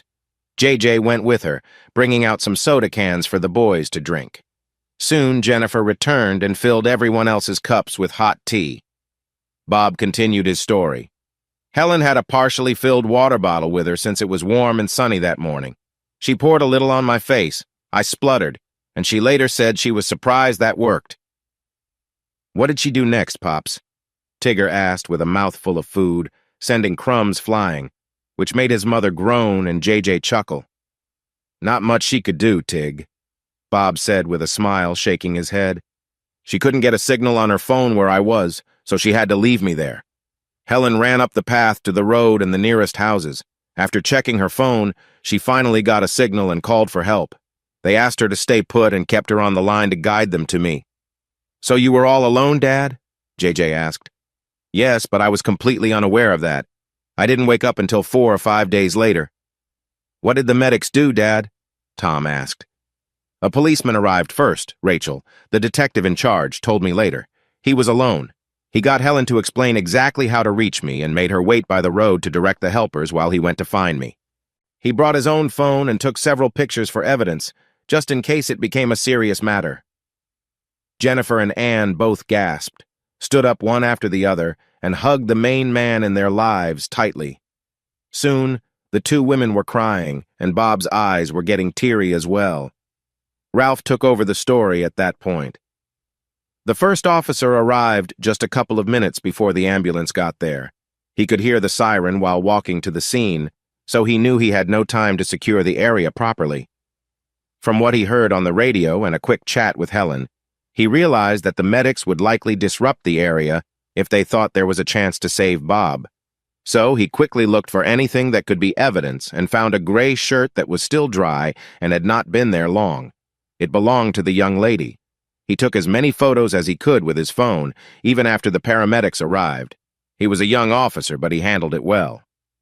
"Rachel showed me one of the pictures she saved on her phone," Bob added. "The ambulance crew took me to the Royal Hospital, and poor Helen was there as the only witness. Her mom, Sharon, had to come and get her after work. This meant Helen had to wait there for the whole afternoon and part of the evening. I was in surgery for several hours while they tried to help me." "What injuries did you have, Dad?" asked JJ. "You look like you went through a lot." "Yeah, they had a tough time with me, injuring my head and body, and my hands where I must have tried to protect myself. They broke a couple of ribs, and one of them hurt my lung, which led to coughing up blood and bleeding inside. That didn't help with my bad dehydration and being exposed to the elements." "You must have been running for a long time. Did you not bring any water with you?" JJ asked. "I'm not sure, sweetheart. They didn't find any water with me, and I must have taken off my reflective vest at some point.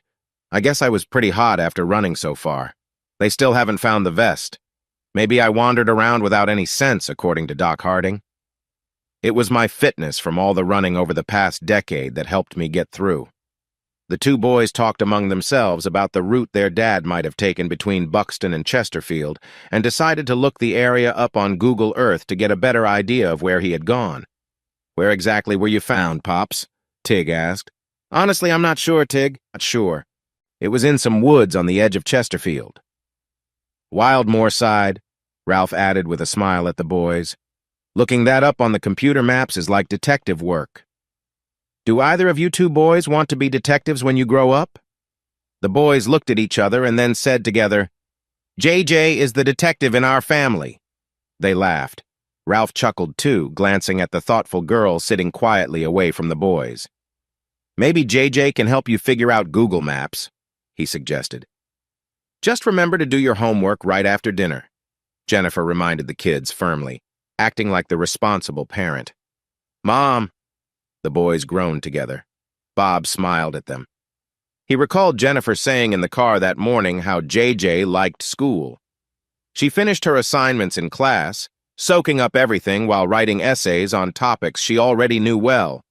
He guided Jennifer and Anne, who were now calmer, back to their spots on the couch, while he settled down next to Ralph again. I think once the surgeon looked at the lung issue, they focused mostly on this arm injury. He pointed to the bandage on his right arm, which was still in the sling the hospital insisted he wear for at least a week while it started to heal. "The young officer noticed the blood near Bob," Ralph said.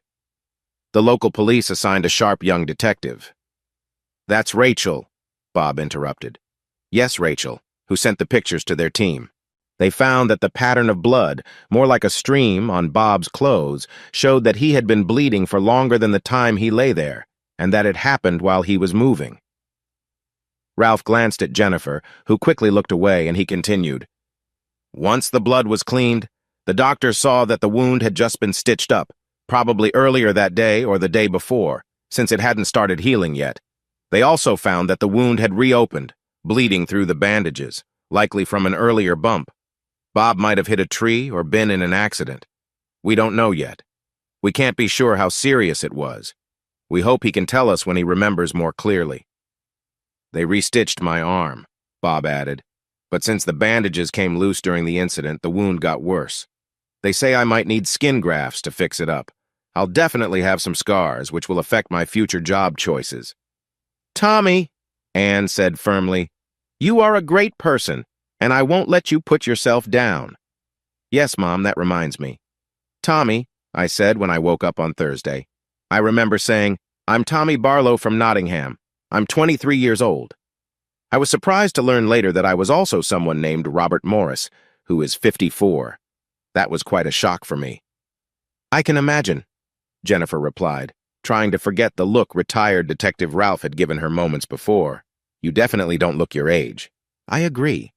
You look great, Anne added. All the kids at school think you are awesome, Dad, JJ said. Anyway, the surgeon or one of the nurses put 15 stitches in my head. That's probably why I don't remember much, he said with a smile. What do they say about getting your memories back? Anne asked. Dr. Phoebe, the head doctor, says being at home, surrounded by familiar things and people who care about me, will help my brain recover. It's like piecing together a puzzle and understanding the strange dreams I keep having. Dreams? Jennifer asked, worried.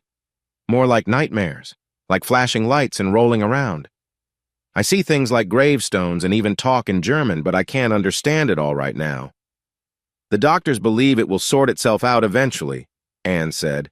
It just needs a little spark to start working again. Just a spark, Jen whispered, her voice barely audible. Anne took Jen's hand and held it tightly as tears began to flow.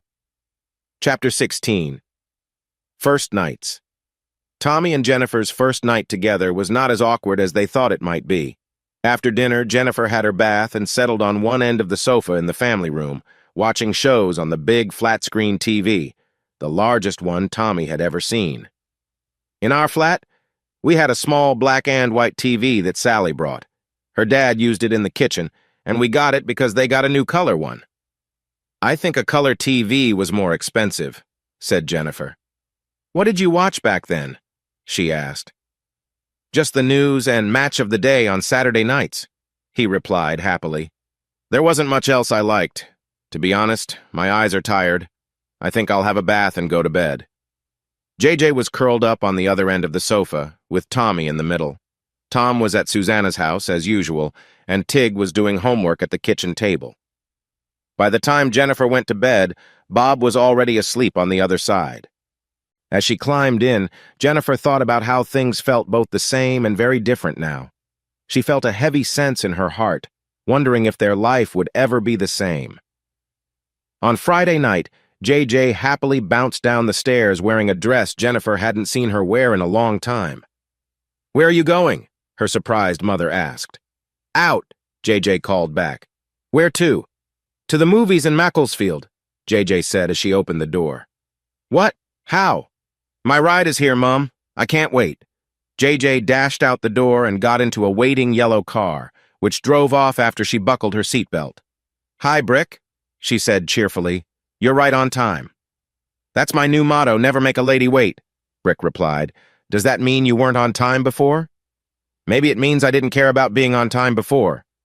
So, does that mean you're only on time for certain people? JJ smiled. Or are you just eager to see this particular movie? Will I get in trouble for guessing wrong? It depends on whether you believe that's the right answer, Brick. Well, we have plenty of time to get to the cinema. We can even grab a coffee or go for a walk before the film starts, which answers your question somewhat. Very mysterious, Brick, she laughed. Your choice of movie is the latest action film, not a romantic comedy or a light drama. Should I read anything into that? Definitely, JJ. I invited you. I'm providing the ride and tickets, plus drinks and snacks. It's my choice of film. Next time you can choose. I'm fine with a light drama if there's something you want to see. So there will be a next time? That's entirely up to you, JJ. Brick grinned while driving smoothly around a roundabout. I just ask once and let you decide if you want to go again. That's all I do. JJ nodded. So, what is this outing, Brick? Is it a date? When I asked this afternoon if you wanted to go to the movies tonight and you agreed, we set a time. So, I guess it's more of a time than a date. Brick smiled. JJ laughed. The word date wasn't used since it was so last minute. I could think of it as a kind of date. Brick nodded in agreement. That works. So, do all your outings aim to lead somewhere? Brick coughed in surprise. JJ. Well? JJ pushed further. Not at all, I assure you. I'm a complete gentleman, and I assume you're still figuring things out. I'm a girl who hasn't turned into a lady just yet. Yes, I know, JJ, and I'm glad we are getting this. This is a sensitive topic, and I want to address it right from the start, Brick said with a warm smile. This isn't just our first date. It's also my very first date, and I hope it goes well without any bad memories. You won't have any bad memories, I promise, JJ, although you might not like my choice of movies. I'll take my chances with the movie, JJ laughed, then added softly, so there won't be any silly stuff in the back row, right? What? And miss this movie? I might need to write a review for the school magazine. How can I judge the movie if I'm distracted, right? I understand your situation, Brick, and why you picked me. Oh, I didn't choose you because you won't join in, JJ, but because you'll be great company during the scary parts. I might need your support during those moments. I can see my presence might help then, JJ said, her eyes gleaming in the incoming headlights. But what do I get out of this outing? All the popcorn you can eat, JJ, Brick replied, and a better chance to get to know each other beyond the few minutes we share in the car each day. Well, if you want me to be there for the scary parts, you might need to do something for me too, okay? Sure, what's that? I've never been to Macclesfield by myself before. It seems a bit scary. Don't worry, JJ, I'll be with you there and back, except maybe when I need to shift gears. Saturday morning dawned cold and windy in November. An earlier frost had nearly stripped the dry leaves from the beech, maple, and birch trees in the Morrises' backyard. The brisk wind swept them off the branches and sent them flying across the lawn, gathering in little piles around the bushes and fences. Tommy stood by the bedroom window as he looked around the back of the house, taking in the alley, the row of large houses, and the street beyond. He had walked around the area with Jennifer for much of the day before, trying to see if anything looked even a bit familiar. Unfortunately, all the roads seemed too similar to him, and he couldn't recognize anything at all. They had strolled down to the park, where Jennifer mentioned that he had begun jogging about 10 years ago. He had become tired of how his body was changing and wanted to feel fitter again. Jennifer said she was thrilled when he started jogging. She remembered how it helped him get in shape and playfully remarked that his newfound fitness had made him feel much better overall. They both found it funny. To be honest, Bob had started to see Jennifer in a different way than when they first met. At first, he had been cautious around her. Jennifer was a good-looking woman, but his first thoughts made her seem a bit proud and self-centered. She was nothing like Sally, his childhood sweetheart and the woman he married 33 years ago. Those memories felt fresh, like they had only happened a few weeks ago. Bob had to admit to himself that he still loved Sally deeply. His love for her was strong and had grown naturally over the years. They had both changed and grown as young people, and their relationship had developed into a love he believed would last forever. Sadly, he learned through his mother Anne that Sally had moved on, thinking he would never come back. Once she accepted that fact, Sally had remarried twice and moved far away, along with his first son, Brett, whom he had only just heard about in the last few days. His mind was a mess, filled with a strong feeling of loss rather than happiness over what he had found. Losing Sally hurt him more than anything else he had experienced. The idea of a son, Brett, was hard for him to understand, especially now that he was trying to connect with the 3 other children he had recently met. He couldn't remember their births or growing up with them, and this was a painful loss for him as a father. In his younger days, he had been a cheeky troublemaker, always ready for a laugh. He often joked around with older women at the factory, even though Sally was the only woman he truly loved. Outside of his feelings for her, he had been a bit of a rascal. Sally was the one who taught him to be responsible, especially as they wanted to start a family. She made it clear that he needed to spend more time focusing on their future and less time hanging out with his friends at the pub. Even in the early days of their marriage, he had sneaked out occasionally, keeping that habit longer than he should have. Sally had insisted that they couldn't afford his outings, and they definitely couldn't manage his season ticket for his favorite team, Notts County. He chuckled at the idea of himself smoking as he got out of his pajamas and prepared to join Jennifer in the kitchen. She was making their usual Saturday breakfast, which they enjoyed whenever his work schedule allowed. At first, he craved cigarettes when he was in the hospital, but the rules didn't let him smoke, and he couldn't go outside during those first few days. After a while, the craving disappeared. By the time he left the hospital, he no longer wanted tobacco at all. As Dr. Phoebe mentioned, the need was only in his mind. He hadn't had any substances in his body for many years. Jennifer told him that in all the years she had known him, over 22 years, he had never smoked, even when cigars were passed around at meals or offered at parties. To give Bob some context, Jennifer described how their relationship started slowly, as co-workers who rarely interacted. They would meet at social events, and early on, Jennifer wanted to know more about this quiet man. They broke the ice at a summer concert about 21 years ago. Realizing the music wasn't to their liking, they left their seats during the break and spent the afternoon walking in a nearby park. That day led to a date, then they began seeing each other regularly, got engaged for about 4 months, and finally married just 3 months shy of 20 years ago. He put on a thick pair of corduroy pants, not wanting to feel cold later. He remembered the previous night with Emma and Richard. Yes, he had quickly realized he really liked Emma. She was shorter and a bit heavier than Jen, but fun and very down-to-earth. She had a great sense of humor, which Tommy appreciated. Jennifer, in contrast, was very quiet around their longtime friends. It seemed like Jen was nervous about what Emma thought, which made her a bit shy. As for Richard, Bob's best friend for years, it seemed he was sending mixed signals. He didn't seem like a true best friend at all. Tommy, who woke up just a week ago, felt like the old Bob's personality had completely changed. Bob was quiet and reserved, as both Emma and Jen had told him. Tommy found it hard to believe that someone like Bob would choose to be with someone so unpleasant as Richard, let alone call him his best friend. He found Richard difficult to like and couldn't understand how the old Bob Morris considered him a friend. The guy was really not appealing at all. Richard was sharp-tongued and difficult, often boasting about things that didn't really matter. He didn't seem good at anything and only cared about himself. When Richard brought up the younger couple trying to have a baby, it made everyone feel uneasy. Emma took the topic lightly, being cheerful and funny. However, Richard made it even more awkward with his inappropriate comments, which made Bob uncomfortable.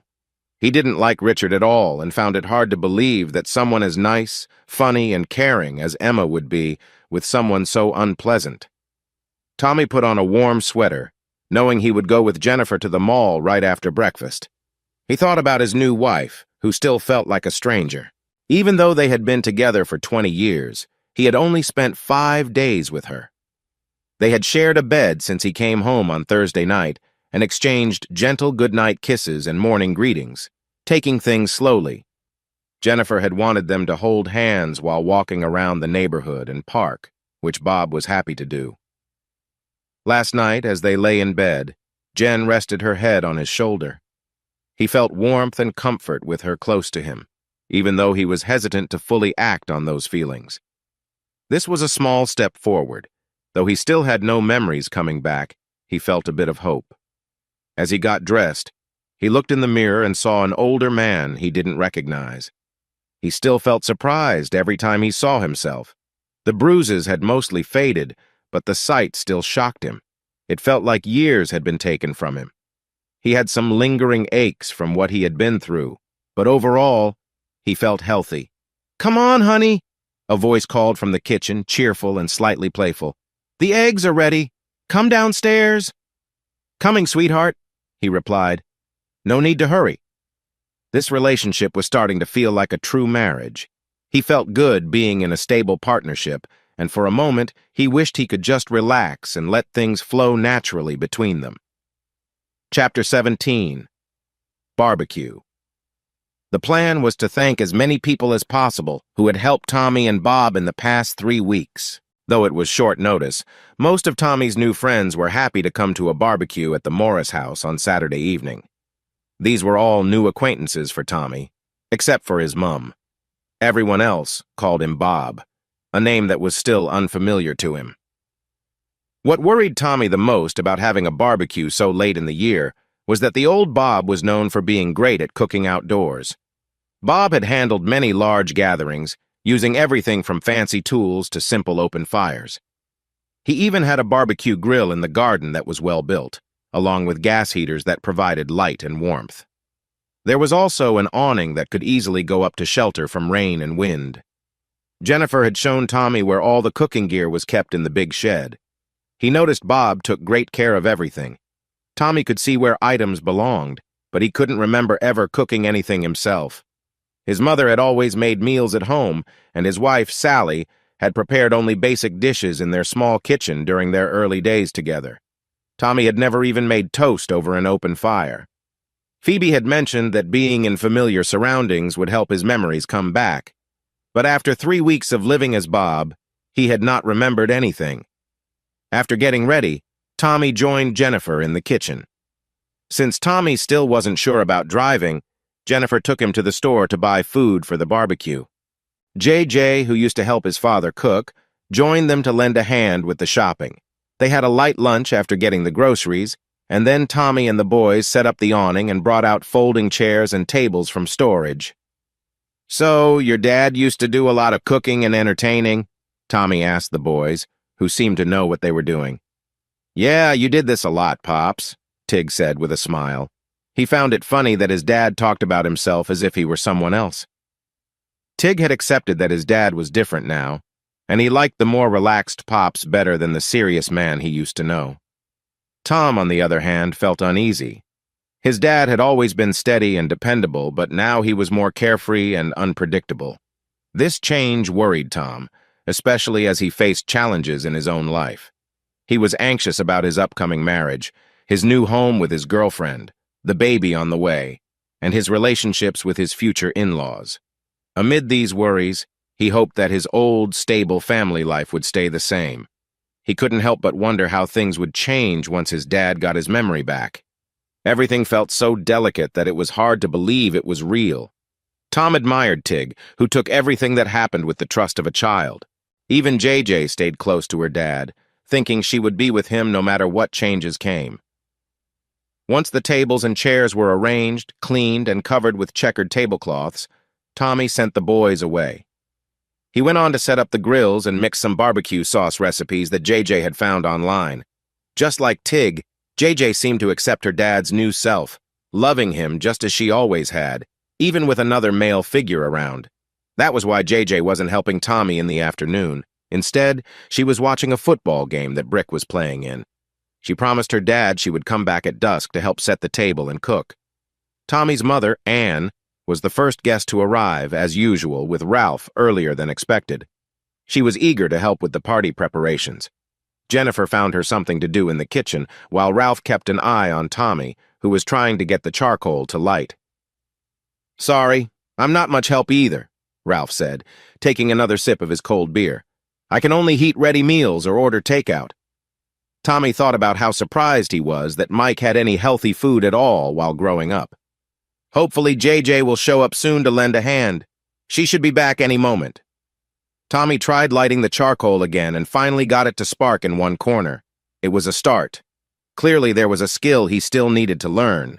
Since Ralph was finishing his first beer, Tommy grabbed another from an ice bucket and handed it to the retired policeman. Then he opened a bottle from a different cooler. "What are you drinking?" Ralph asked. "Ginger beer," he laughed. "I've kind of lost my taste for beer over the years. I had a couple when I got home after stopping my medications, but I didn't like how they made me feel." "Have you started running again?" "Yeah," Tommy smiled. "Not long distances yet, and only during the day. My night vision is still a bit off, and the doctors say it might not come back completely. So I just jog around the park during daylight. I enjoy it, you know. It gives me time to think."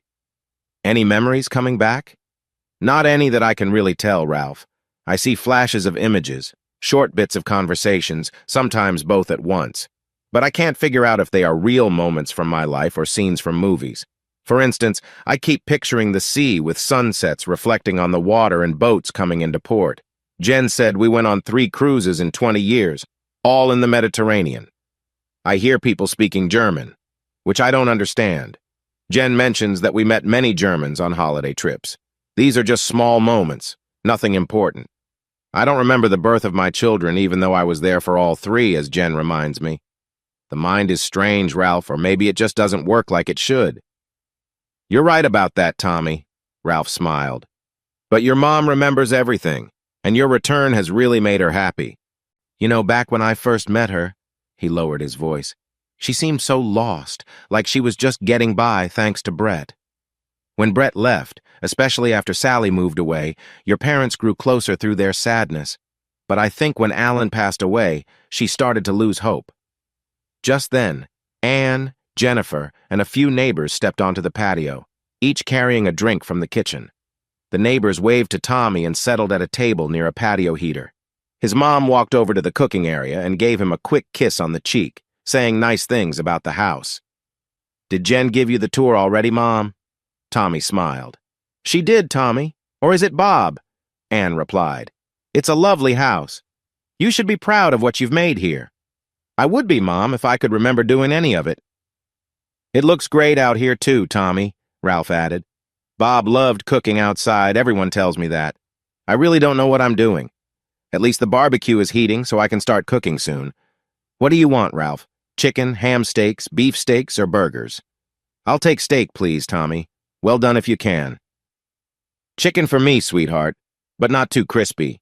Your dad always cooked a bit too much outside. We never had a setup as nice as this. Ralph and Anne moved a little ways off, chatting together. Moments later, JJ bounced up to the barbecue. Sorry I'm late, Dad. I had to wait for Brick to finish getting ready. Boys take forever with their hair and clothes after the match. Honestly, most of my friends are quicker. Where's Brick? I haven't talked to him yet. He's parking the car. He dropped me off first. He wanted to park it under a light because he takes care of that car. JJ laughed. He'll be here soon. She glanced at the grill. Looks like you're almost ready to cook. What should I start with, JJ? Not many people are here yet, so let's start with some sausages and burgers. They cook fast, and once they're done, you can keep them warm on that higher rack. The steaks and chicken are better cooked fresh, though, so save those for when people are hungry. Less waste that way. Well, your grandma and Ralph have already asked for chicken and steak. Better put those on now, and the smell will surely bring the others over, JJ said with a smile. Oh, here comes Brick. Hi, Mr. M, Brick said happily. This looks like a great setup. Where do you want me to help? Tommy noticed that more neighbors had arrived with friends Emma and Richard. Jennifer greeted them, while Tommy saw that Tig was by the door taking coats, and Tom and his lively girlfriend Susanna were in the kitchen serving drinks. Hello, Brick. How did your game go? Tommy asked. Not bad. We held our own against a stronger team in the cup. We lost 21 in the end, but could have won with a bit more luck. Are you disappointed with the result? No, we made it to the third round of a cup we didn't expect to reach. We're second in the league with a game in hand, so we might be at the top by Christmas. Well, please help pile these sausages and burgers on the grill over there, Brick. Tommy turned to JJ. Can you take this notepad around and see what people want? I can get started on cooking everything. Sure, Dad. What do you have? The usual. Beef steaks, gammon with pineapple, lamb kebabs, ribs, king prawns, burgers, and sausages. I've also got some salmon if anyone wants fish. Great, JJ said with a smile and dashed off. I wanted to talk to you privately, Brick, Tommy said as Brick started placing sausages on the grill. JJ mentioned that you offered her a ride home after hearing about my memory problems. Is that true? Yes, Mr. M. My sister heard about your situation from one of JJ's friends. I knew she would want to get home right after school, especially those first few days after you were back. And why do you want to help her? Tommy asked. Her mom said JJ hadn't mentioned you before. What sparked your interest now? I'm not sure what JJ told you, if anything, Mr. M. My sister Lucy was named after our favorite aunt. She was my mom's youngest sister, just 10 years older than me. She was a lot of fun and everyone loved her, but we didn't fully understand her struggles. Aunt Lucy had depression, and before anyone caught on to her signs, things became too much for her. Afterward, everyone wished they had acted sooner. You're saying you were just being nice, and you don't have a close relationship with JJ, right? Before Lucy told me about you being in the hospital with memory problems, I didn't really know JJ at all. I had seen her at school, but I hadn't paid much attention to her before. Then Lucy asked me to check if JJ needed a ride home. Since then, I've gotten to know her better, and I found out that we actually get along pretty well. I understand, Brick, but remember that you're 18 and JJ is only 16. That age difference is important. She might look up to you and misunderstand your kindness. I can guess that a guy like you gets a lot of interest from people, right? I assure you, Mr. Morris, that while I do attract attention, I am not dating anyone and I'm not just interested in dating. JJ and I only met a couple of weeks ago, so it's probably too soon to talk about relationships. Can I share a bit more about myself, sir? Sure, Brick. I've been curious, why do they call you Brick? Brick smiled. Do you know anything about the Alexander family business, Mr. Emmy? Only what Jen, Mrs. Morris, shared with me. She said your family runs a building supply store on Bridge Street and that you're a talented golfer and football player. Didn't you have a chance to play with Derby County as a junior? Yes, I did, but I didn't meet their expectations for a professional player, so they didn't offer me a spot. About the family business, what Mrs. M said is partly true. We do run the building supply store and a lumber yard on Bridge Street and New Station Drive. We also have family connections in house renovations, extensions, and some small building projects. That sounds like a strong business. It is, but family is the main focus. My great-grandfather started the company as a partnership, so my father, uncles, and some cousins each have shares in the business and the various projects. I work part-time there after school and on weekends for an hourly wage. When I finish university, I don't plan to work in the business like my older brother does. I don't receive any dividends from the business, and I don't expect to inherit anything. So you're not a financial advantage for JJ then? Tommy joked with a smile. No, sir, I'm definitely not that, Brick said with a grin. Anyway, that's how I got my nickname from working Saturday mornings at the builder's shop, doing simple tasks like stacking tiles or bricks. Brick paused for a moment, lifting a few more sausages to the barbecue warming tray. I don't share this with everyone, Mr. Morris, but I'll make an exception this time. My full name is Bartram Reginald Alexander. I was named after two of my great-great-uncles who passed away young many years ago. My grandfather liked it when I was born that I had these names. When I was little, I did not like them, so I asked my family to call me Barry. And they did. Some distant cousins still do. When I started secondary school, I asked the kids to call me Alex, thinking it sounded cooler than Barry. Because I changed my name right when school began, the teacher called out Alex Alexander every morning from the class list. One Saturday morning, a classmate came into the shop and saw me stacking bricks. He heard my workmates calling me Barry. When he got to school on Monday, he told the other kids, if he doesn't like Barry, we'll call him Brick since that's what he was stacking, and the name stuck. Actually, it sounds a lot cooler than either Barry or Alex, Tommy said, flipping a burger without dropping it. Yes, I think so too, Brick agreed. It didn't seem so cool at first, but I like it now. So let me understand this, Brick. You aren't rich? You don't date a lot, and you don't try to impress anyone? Tommy asked for clarity, which Brick confirmed with a nod. Even with the car your dad got you? First, it is not fancy, nor is it a new car. It is 6 years old and a basic model. That makes it economical to drive, but new enough to hopefully get me through college and university without major problems. I admit my dad bought the car, but it was with savings from an account he set up to save half of my part-time wages from years back. Technically, it was purchased using my money, but he still owns it. My dad keeps a close watch on my driving. For example, if I get tickets for speeding, I will lose the car for a while. He pays for the insurance and yearly maintenance, mainly for peace of mind and partly because of a bet between us that I wouldn't pass my driving test before I turned 18. I still have to pay for gas and oil from my wages. Brick lifted a couple of well-done burgers to the warming rack as Tommy nodded. Brick continued. Now, I have to admit that I went through a phase of seeing many girls in a short time a couple of years ago. That didn't last long, and I'm not proud of it, nor do I want to do that again. Now, I truly like JJ. She's smart and funny, and I enjoy having her around. I think she's a very lovely person with a great attitude, and she is growing up nicely. Tommy nodded. To him, JJ was already beautiful. I don't think her looks will ever get to her head, Brick continued. She's too down-to-earth for that. She's definitely strong-minded. You probably know that from your time with her. Even though she is just 16, she is more mature than I was at her age. JJ is not a silly young girl, nor someone looking for short-term affection. I believe JJ will become an amazing woman, able to hold her own around anyone.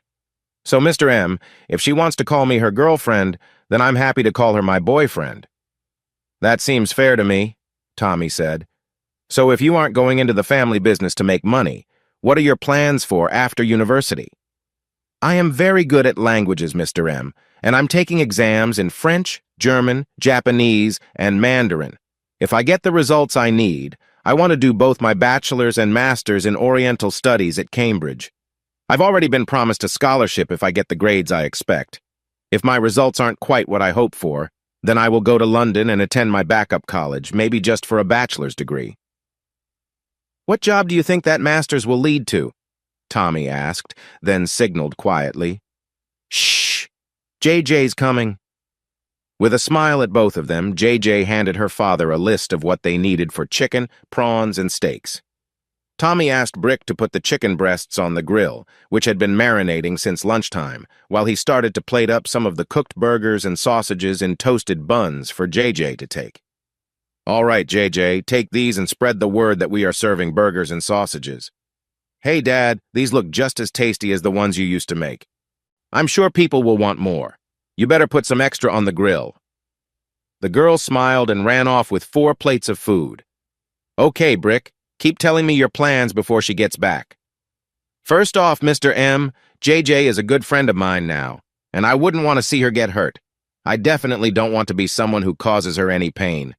If our friendship turns into something more, I'll make sure we both know what we want for our future together when we reach that point. That sounds very fair, Brick. Tommy was beginning to like this serious and confident young man. Anyway, about my future and possibly our future. Once I finish my master's degree and bachelor's degrees in Mandarin and Japanese, if I can't join the diplomatic corps right away, I will look for a job at an international bank with offices in East Asia. That sounds exciting no matter what you choose to do. It does, but it will likely bring a lot of changes for the first few years, especially for anyone with a partner and possibly a young family. International banking often means moving every 2 years or so, although it would be to major cities in developed countries. A job in diplomacy would be even less predictable, and the locations could be very far apart. It would be interesting for me, but what about a partner and kids? With my focus on East Asia, I would probably start in places like Chile or Finland. That career choice requires a very special kind of partner. He looked away from Tommy and scanned the room until he spotted JJ. Tommy and Brick noticed that the shy girl who used to hide her face behind her hair was now dressed nicely in a lovely black dress with sequins. At that moment, she was chatting happily with a tall nurse named Ben and his glamorous girlfriend, whom Tommy had not met yet. They all looked cheerful as JJ waved her arms, likely telling them about the house or gardens. They were too far off to hear. Tommy thought she looked radiant and beautiful. He turned back to Brick, who was smiling and nodded in agreement. She's beautiful, Tommy said, feeling a bit emotional. She is, Mr. M. She really is. Tommy paused for a moment, and they both turned to the grill, flipping steaks and burgers or moving sausages around. I think these are done now, Mr. M, Brick said. Move them to the top rack then, Brick, Tommy replied. You seem like a good guy, Brick. JJ is lucky to have you, and so am I. I think I'm the lucky one, sir. If you asked JJ, I believe she would say the same. They both laughed together. Chapter 18, Memories. While Jennifer was seating their new neighbors at a table, she glanced over and saw Bob and the handsome boy, Brick, sharing a laugh. She thought about how well things had gone in just a couple of weeks since Bob had returned home. True, he hadn't regained any of his memory at least, none that he had shared with her. Bob had grown more affectionate over time, even though they hadn't yet moved their relationship forward. Jennifer enjoyed the gentle cuddling they shared in the evenings and at bedtime. During the day, they held hands while walking, as Bob worked on getting his strength back. Surely it was just a matter of time before things returned to normal between the two of them. Jennifer was ready to be patient, but only for so long. Soon, she would need to share how she felt. They had even spent a few evenings with Richard and Emma without any bad feelings, even though Richard had acted in an unlikable way each time. She couldn't understand what she had ever seen in that self-centered person. All Richard seemed to do was irritate her, and she could tell that Bob was annoyed with him too. Richard just went on being himself, not realizing he was bothering everyone. Bob was still home, recovering from his illness, for another week. After that, his company planned to give him some job training again for a week or two until he was ready to work. Things were looking good, Jennifer thought. More guests arrived, but they were new friends, not the ones she had expected and dreaded. 2 days earlier, while Bob was jogging in the park, she received a call from Brett Barlow. His Australian accent rang out as he shared that he was at Melbourne Airport, getting ready to fly over to meet his father for the first time. He mentioned he should get to London by train in the late afternoon. He wasn't sure how long it would take to get through customs and travel across London to catch the train. His plan was to check into a local hotel, clean up, and arrive at the house later that evening. Jennifer told Brett about the barbecue party that night, which he found funny. He mentioned that in Melbourne, it was barbecue season, and after checking the weather in the UK, he had packed warm clothes. He thought it was amusing that his dad and stepmom were hosting a barbecue while frost was expected. Jennifer laughed and replied that people were tough here. Brett noted that Melbourne's weather could be just as unpredictable, swinging from hot to cold. Jennifer agreed to keep his arrival a secret from his dad. Jennifer knew that Brett was Bob's son from his first marriage, a son Bob had never met or even spoken to on the phone. Bob had talked to Jennifer about maybe taking a winter trip to Melbourne in a couple of years when their youngest child, Tigger, was off to college. However, Brett represented a part of the past that Jennifer was worried about, one that could threaten the perfect life she had built since marrying Bob, a life that felt fragile because of her past choices. The next guests to arrive were a couple, including Rachel Webster, the young detective working on Bob's case, along with her boyfriend, a tall, handsome man in his 40s. He looked fit, confident, and in charge, just like someone in law enforcement, Jennifer thought. Marcia Knight arrived with her daughter. Jennifer couldn't help but wonder what others found appealing about them. One of the early guests was the Bister family, Sharon and Helen. Jennifer thought Sharon was attractive but too old to be a competitor for Bob's heart. However, young and beautiful Helen seemed interested in Bob. She kept calling him Tommy, which made Jennifer a bit irritated. Ever since she brought Bob home, the Bisters had been visiting almost every day. Helen even came over alone both days last weekend, which surprised Jennifer. The barbecue party was lively now. Tommy, Brick, and JJ were cooking and serving food that the guests enjoyed. Tommy felt like he was just going through the motions. As evening approached, they added more chicken and sausages to the grill, saving some steaks for later. After loading the grill, Tommy told Brick and JJ to go mingle and maybe dance. Someone had put on some dance music. He assured JJ he could handle the rest, and that guests could help themselves if they wanted more food. Tommy opened another bottle of ginger beer just as Jennifer came over and gave him a quick kiss. "Well done, Bob," she said warmly. "You did a fantastic job cooking. Everyone has been praising the food. Are you getting tired?" "No, Jen, I'm good. I'm just happy it's going well. Look over there." He pointed to JJ and Brick dancing together. The music had changed to a slower tune, and they had naturally put their arms around each other as they danced. "That's lovely," Jennifer said, linking her arm with her husband's. "So romantic. I think Brick is a great guy. What do you think, honey?" "I agree, Jen. They look like a good couple. I trust them both." They exchanged smiles, but the sound of cooking drew Tommy's attention. He grabbed his tools to check on the food. Jennifer squeezed his shoulder and said, "I'll leave you to it," as she went to chat with other guests. Just then, the last guests of the night arrived, but Tommy didn't notice them. He was turning over some chicken breasts when someone tapped him on the shoulder. He turned to see his son, Brett Barlow, someone he had only seen in pictures before. He stood there, tall and broad, with sun-kissed skin and thick, light-colored hair, larger than life. "Hi, Dad. I hope this surprises you." Jennifer said she wanted to keep it a secret when I talked to her a few days ago, he said, his voice heavy with feeling. This is a complete surprise, Brett. It is so great to see you, Tommy replied. He stepped forward and hugged his son tightly, cherishing the moment. With his eyes closed, Tommy felt flooded with emotions. All those lost years not knowing he had a son living far away suddenly felt very real. When Brett finally let go and stepped back, Tommy opened his tear-filled eyes and saw his childhood friend standing in front of him. He felt weak in the knees, but Brett was there to support him. Sally, Tommy whispered. Is that really you? Yes, Tommy, it is, she replied, her English voice carrying a hint of the Australian accent she had picked up. You haven't changed much, honey. And you look wonderful, Sal. I can hardly believe it. He reached out both hands and Brett released him. Tommy took a hesitant step forward and Sally embraced him. They held each other tightly and cried, feeling a connection as if they had just come back together after too much time apart. They stayed like that for several minutes. Tommy looked up and saw Jennifer standing between Emma and Richard. He focused on Richard, who had a smirk on his face as he looked at Jennifer. Under his gaze, she covered her mouth with her hands, her eyes wide with surprise. Tommy gently pulled Sally back, resting his hands on her arms. He smiled and kissed her forehead. We'll talk soon, love, he said. Then he turned to the guests who had gathered around him and Sally. His gaze landed on Jennifer, who seemed uncomfortable meeting his eyes.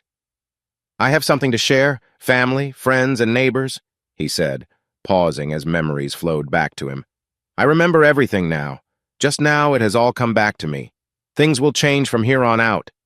Jennifer gasped and lost her balance, falling onto the decking. Richard stood nearby but didn't help her, caught in his own thoughts about what this meant. Tom and Tig moved towards their mother, while everyone else remained still, unsure of what to do. As Tom reached out to help his mother, Tig knelt next to her, uncertain about how to assist. Mike and Rachel stepped forward to approach Tommy. Rachel put handcuffs on Tommy as Detective Chief Inspector Haroldson declared, Thomas Adam Barlow, also known as Robert Neil Morris, I am charging you with causing the death of Miriam Annabelle Chesterton, 18, who died on the night of the 15th of October, 1981, due to a driver who did not stop. The driver was not caught at that time. You do not have to say anything. But if you do not mention something during questions that you later use in court, it might hurt your defense. Anything you say can be used as evidence. Please take him away, Detective Webster. Chapter 19.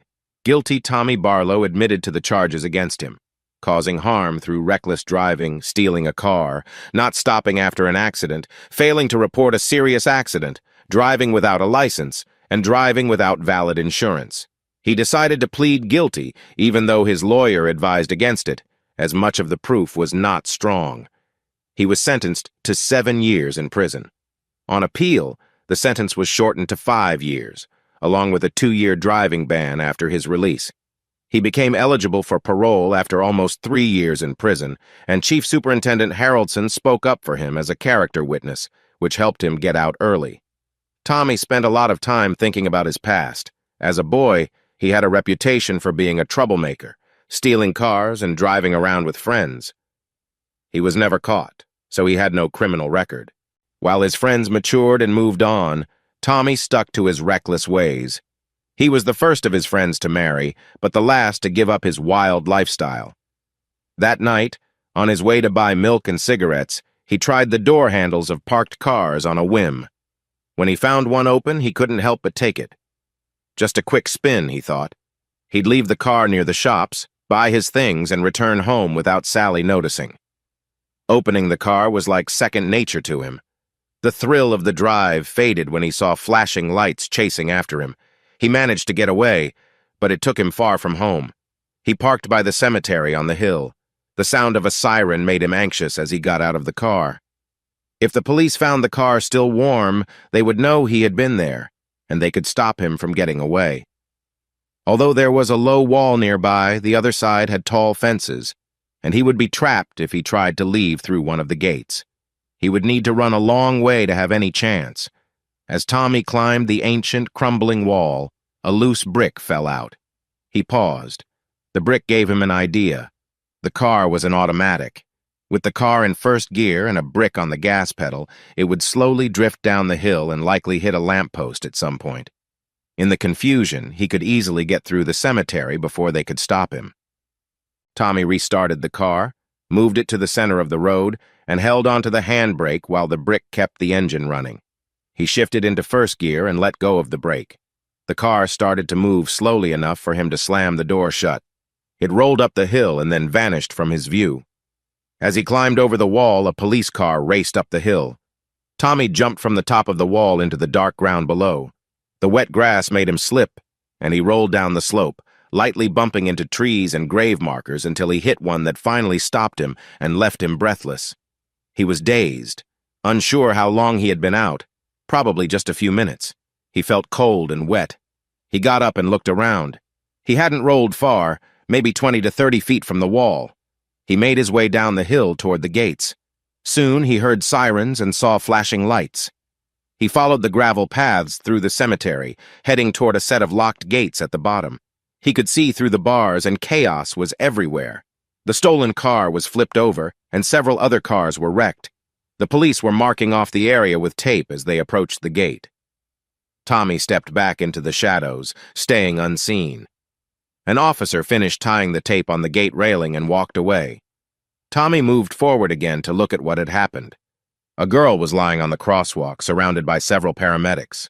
More ambulances were arriving, and a fire truck was there as firefighters worked on one of the cars. Tommy was frozen in place.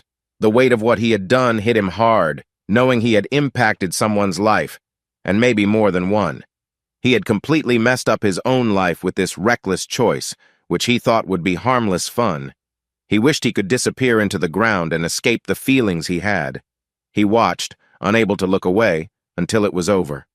The girl, her face covered with a blanket, was carried away on a stretcher, along with others who were hurt. He counted them in his mind, each one sticking in his troubled thoughts. In total, 7 people were taken away in 5 ambulances, along with 2 fire trucks and several officers. When it was quiet, some 4 or 5 hours later, he sat in the shadow by the wall and cried quietly until he fell asleep. It was cold and raining heavily when he woke at dawn. The police had returned to the scene of the accident at first light, searching the road for clues. They didn't see him as the gatekeeper unlocked the gates. Tommy walked through the cemetery towards the gates at the other end. He didn't want to revisit his past.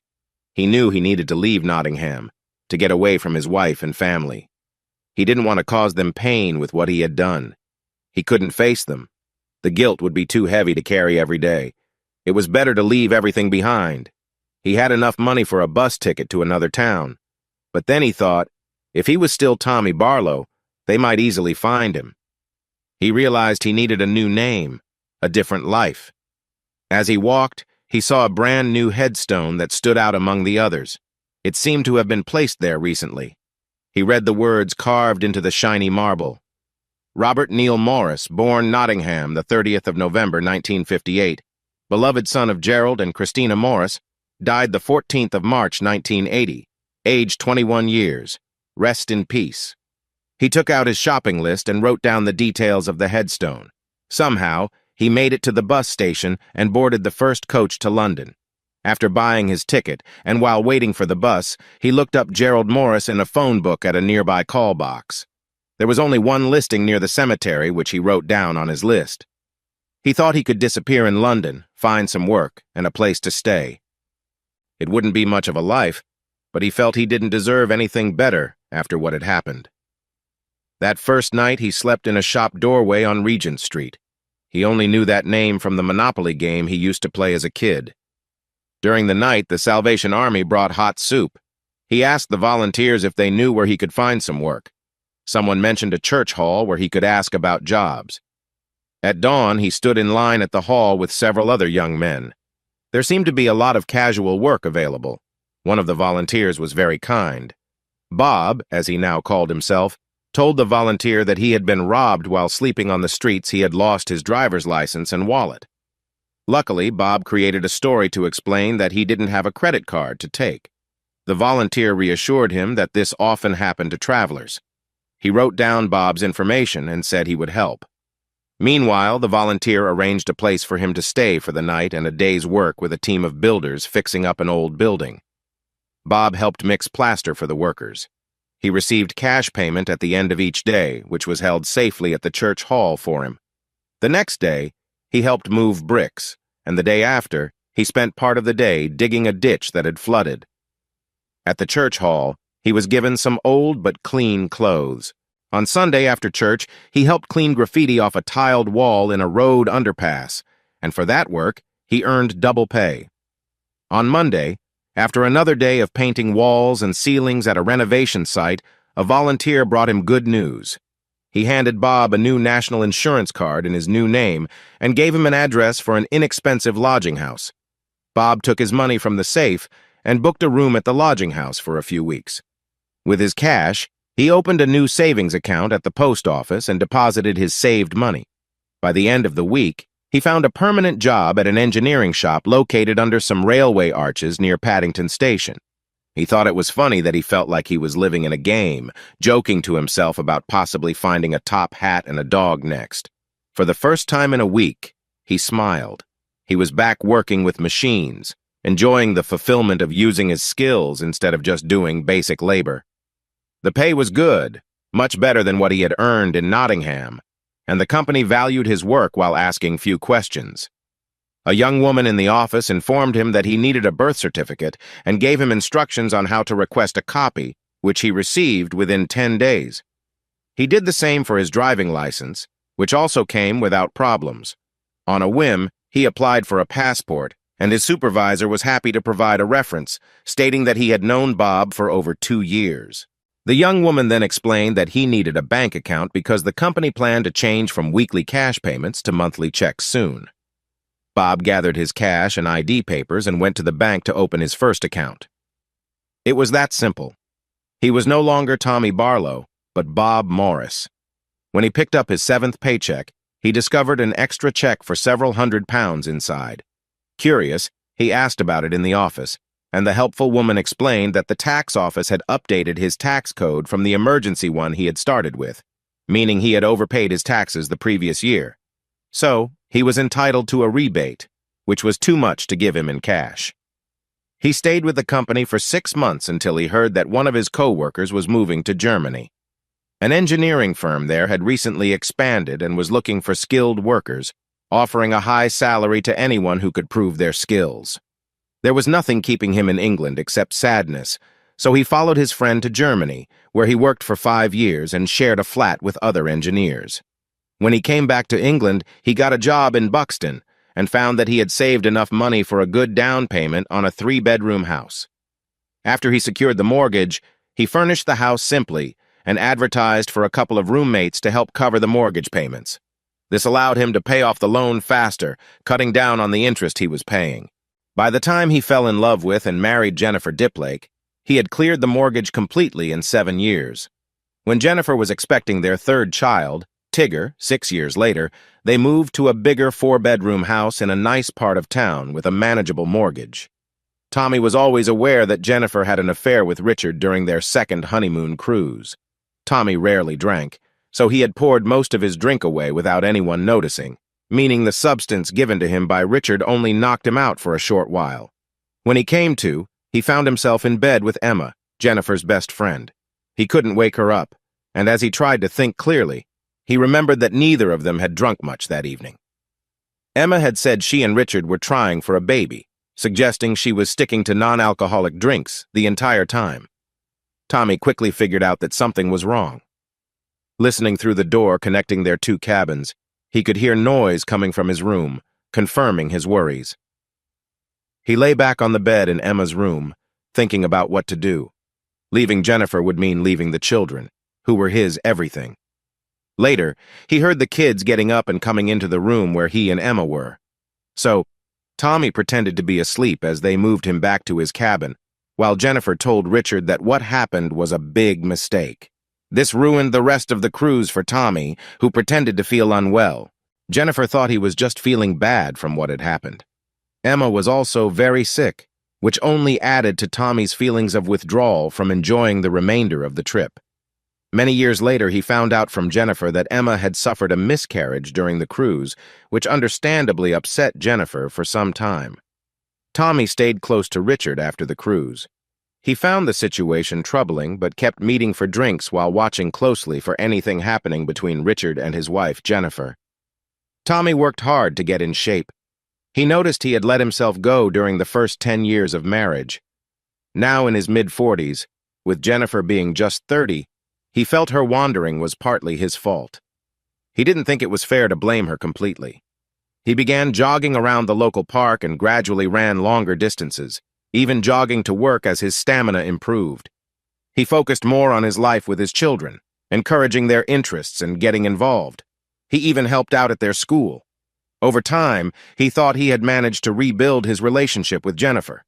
He believed the incident with Richard was a one-time mistake that she would regret and not repeat. That all changed in December, almost 2 years before an event in the Chesterfield woods. Bob, as he liked to be called, received an anonymous email from an internet cafe, including several photos of his wife with a man whose face was blurred. Though the man's face was hidden, Tommy quickly recognized the torso. It belonged to a teacher from the last summer trip with the kids. Although he couldn't remember the teacher's name, he recalled that the man had been unfriendly toward him because of Tommy's good relationship with the children. Tommy had been very involved in their activities, which included attending several trips. Once, during a swimming trip, the teacher challenged him to a race in the pool, wanting to show off his skills. Tommy hadn't swum in years, but he was fit from running. The teacher organized a friendly race, and the kids cheered for their favorites. The teacher took an early lead, but Tommy found his rhythm and passed him at the finish line, encouraged by the cheers of the children. Tommy felt that Jennifer's actions might be a petty form of revenge from the teacher for being outdone in what he thought was just a fun contest.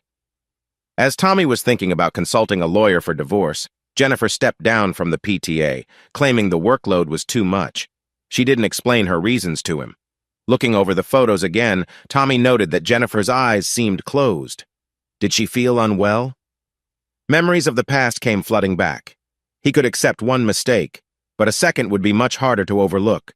He decided to wait until Tigger finished school in 4 years before making any big decisions. The connection between him and Jennifer noticeably changed from that moment. They still had some close moments, but they felt more like a routine to him, and these moments happened less often. He rarely reached out to her otherwise and never took the lead. He had no idea that she was rekindling her relationship with Richard. It was shocking to find her with him one morning after he had been sent home from work early due to an injury.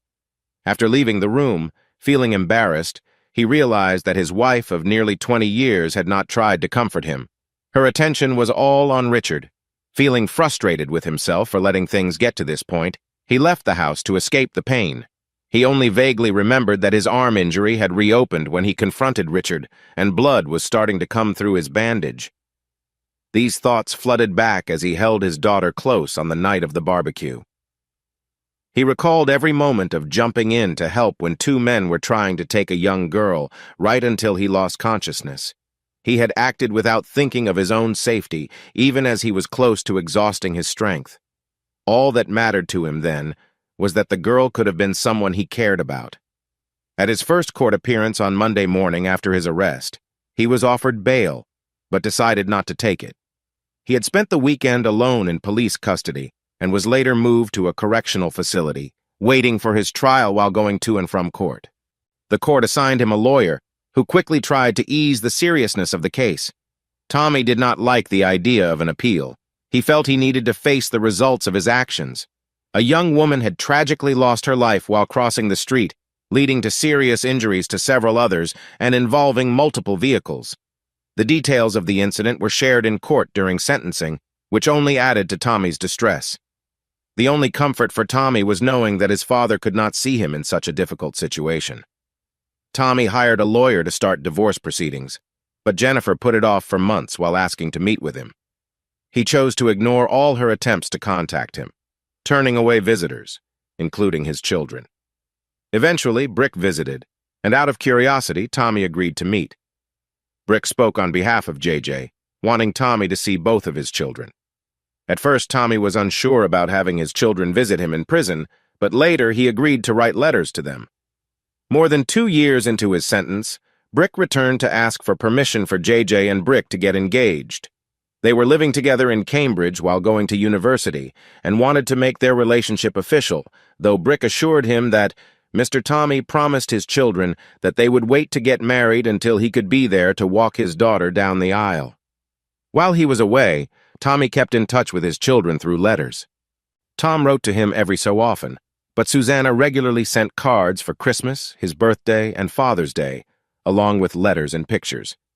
They had just welcomed Tommy's third grandchild, a girl named Elizabeth Jane Morris. Unfortunately, Tom felt sad that they were still living with Susanna's parents. JJ wrote to her dad every week after moving out of the Morris family home to stay with the Alexanders. She shared a room with Brick's sister Lucy and was warmly welcomed by Brick's family. JJ got a part-time job at a local store during her holidays and quickly became known as someone who was both helpful and confident. She did well in school and earned a scholarship to Cambridge, which was the only university she wanted to attend because she didn't want to be away from Brick. Tigger stayed with his mom in the family home until Tommy could return to claim his house. Although Tommy was entitled to a share of the property, he agreed to a larger settlement once the house was sold.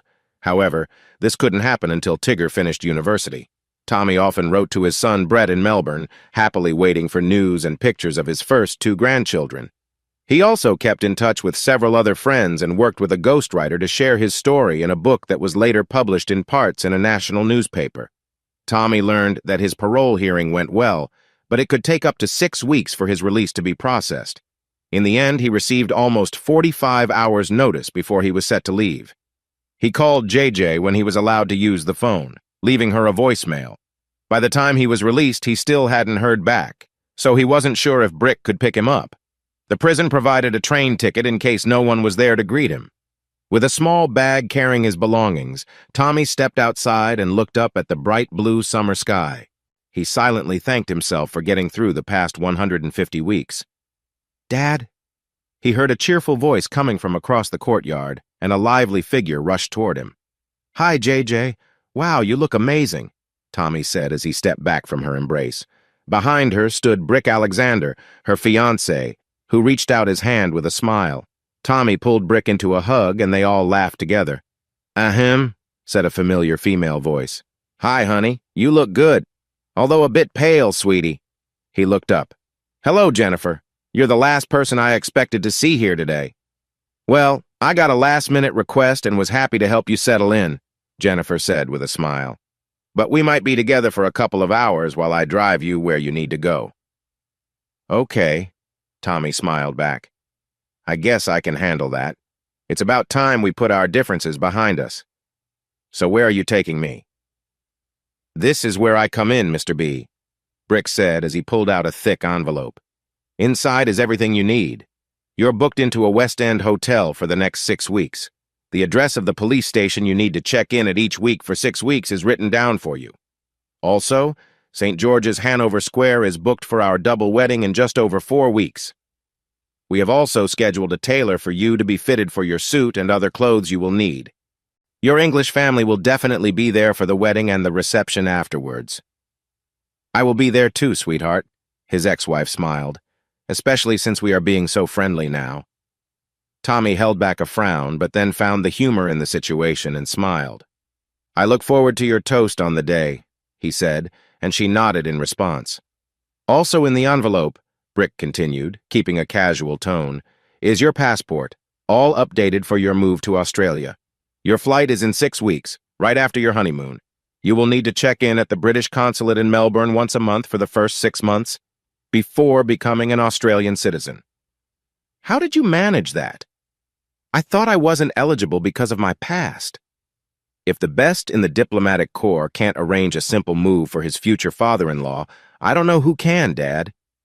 Brick smiled, and JJ proudly held on to her future husband's arm. "But first, dear," Jennifer said, "we need to pick up your bride from London Heathrow when she arrives in about 3 hours. This was the only flight Sally could get on such short notice." Epilogue. "Oh, look, Tommy, there's JJ," said Helen, as she took her arm from Tommy's and waved at the young woman standing alone on the dock, clearly showing her pregnancy. JJ saw them and waved back with a big smile before walking towards them. Tommy set down the large picnic basket he was carrying and wrapped his arms around his daughter. Helen gently ran her fingers through JJ's hair. "Did you sleep well, JJ?" Helen asked. "Yes, H.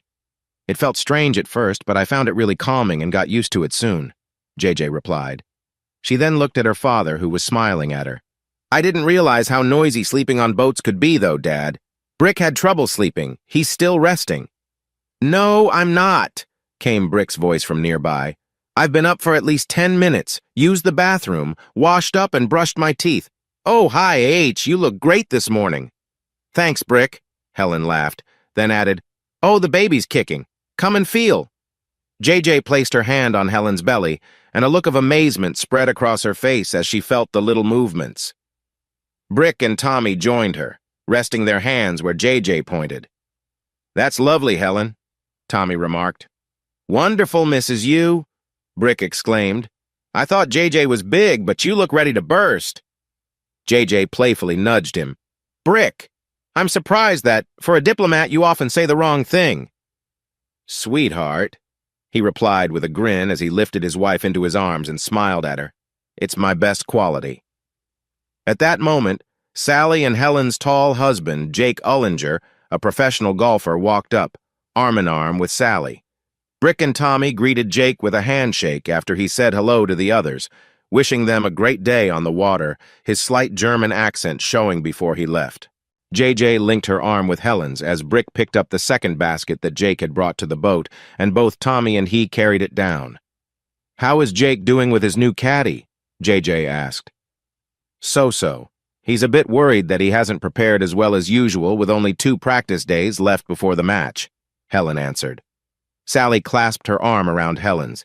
"He's all right, dear. He tells me he just wants to relax and do his best. He's not setting any crazy goals. He just wants you to hold on until your planned break in 4 weeks. "That's what he told you, Sally," Helen laughed. "But he's eager for revenge this year after missing out by just 1 stroke last year due to that last shot. It has been on his mind for a whole year." "Is that why he has gone through 3 caddies and as many tournaments since you stopped carrying his clubs?" JJ asked. "My mom, who has managed us for 8 years, had to work very hard to get this caddy Solomon away from his old boss. You'd be surprised at how much he earns and the bonus if Jake wins some prize money again." "How's your mom, Helen?" JJ asked. "I haven't had a chance to see her since we arrived yesterday." A call from Tommy made them turn and walk along the wooden walkway toward the boat. "Oh, she's doing well," Helen laughed.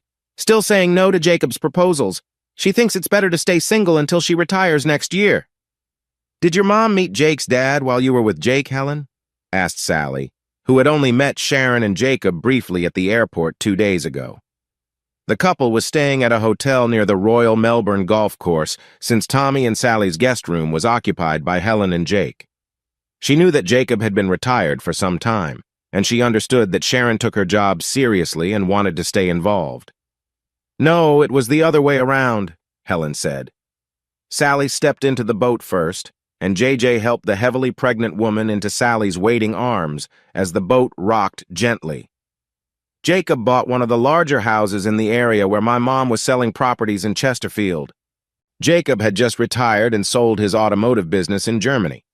He had spent most of his working life visiting companies in the Midlands and thought it might be a nice place to retire." "And that's how he met Sharon?" Sally asked. "Yes," Helen laughed. "He bought the house when it was just a hole in the ground and sought my mom's advice during the building. He thanked her by taking her out to dinner. I don't think she realized he liked her until he finally proposed." "That is so sweet," commented JJ as they unpacked the food and stored everything in the kitchen area. "Yes, I suppose so. But Mom had no idea how he felt until then. She was having a tough day because my dad showed up at the showroom wanting to come back after his girlfriend left him. Mom was just telling Dad to go when Jacob arrived. Dad left feeling embarrassed, and Mom explained to Jacob what had happened with my dad and his secretary while he was still married. Oh, I need to sit down. The boat's moving is making my legs tired." JJ guided her to a seat inside the small area of the boat. On deck, they could hear Brick and Tommy untie the boat, then the sound of the engines as they pulled away from the dock. Sally handed out life jackets and put one on herself. Anyway, Mom was in the middle of her story when she saw Jacob looking back at her with a warm smile. Luckily, she found it funny and started laughing with him. Before she knew it, Jacob had knelt down and was asking her to marry him. "Why haven't they gotten married yet?" Sally asked. "That must have been 8 or 9 years ago." "Ask her, or better yet, ask them both. Sometimes I worry about them. Jacob really cares for her and they seem perfect together," Helen replied. "Oh, Mom agreed to marry him right away. She admitted she liked him from the first time he came to the showroom. Jacob said the only reason he bought that house, which wasn't even built yet, was so he could spend more time with her. She told him to leave the hotel that day and move in with us. They bought the ring the next day in London's Hatton Garden. That's when she saw how great he was and started to have second thoughts. Still, they are engaged and living happily together." "Yeah," said Sally. "I saw the beautiful ring she's wearing, so where does your Jake fit in?" "Well, I returned home from college one evening to find a new stepdad living with us. I had only seen him a few times when he dropped Mom off or picked her up." Helen laughed. "It didn't take long for me to care for Jacob almost as much as Mom does. He's a wonderful man. He was respected in the car industry, but stays as down-to-earth as Tommy." Then a couple of weeks later, his son Jake came over and spent the night on the couch. "I'm surprised he could fit, dear," Sally said. "How tall is he?" 6'4", she giggled. "He didn't fit that couch at all. Jacob had to buy a futon for him. He was so grumpy that first morning, Sally, you wouldn't believe it. He came to visit us between tournaments and arrived very late after I had gone to bed. I found him asleep on the living room floor in simple clothes." "I bet that was interesting. He sounds quite charming," JJ said, raising her eyebrows playfully. "Well, I admit I couldn't take my eyes off him," Helen replied.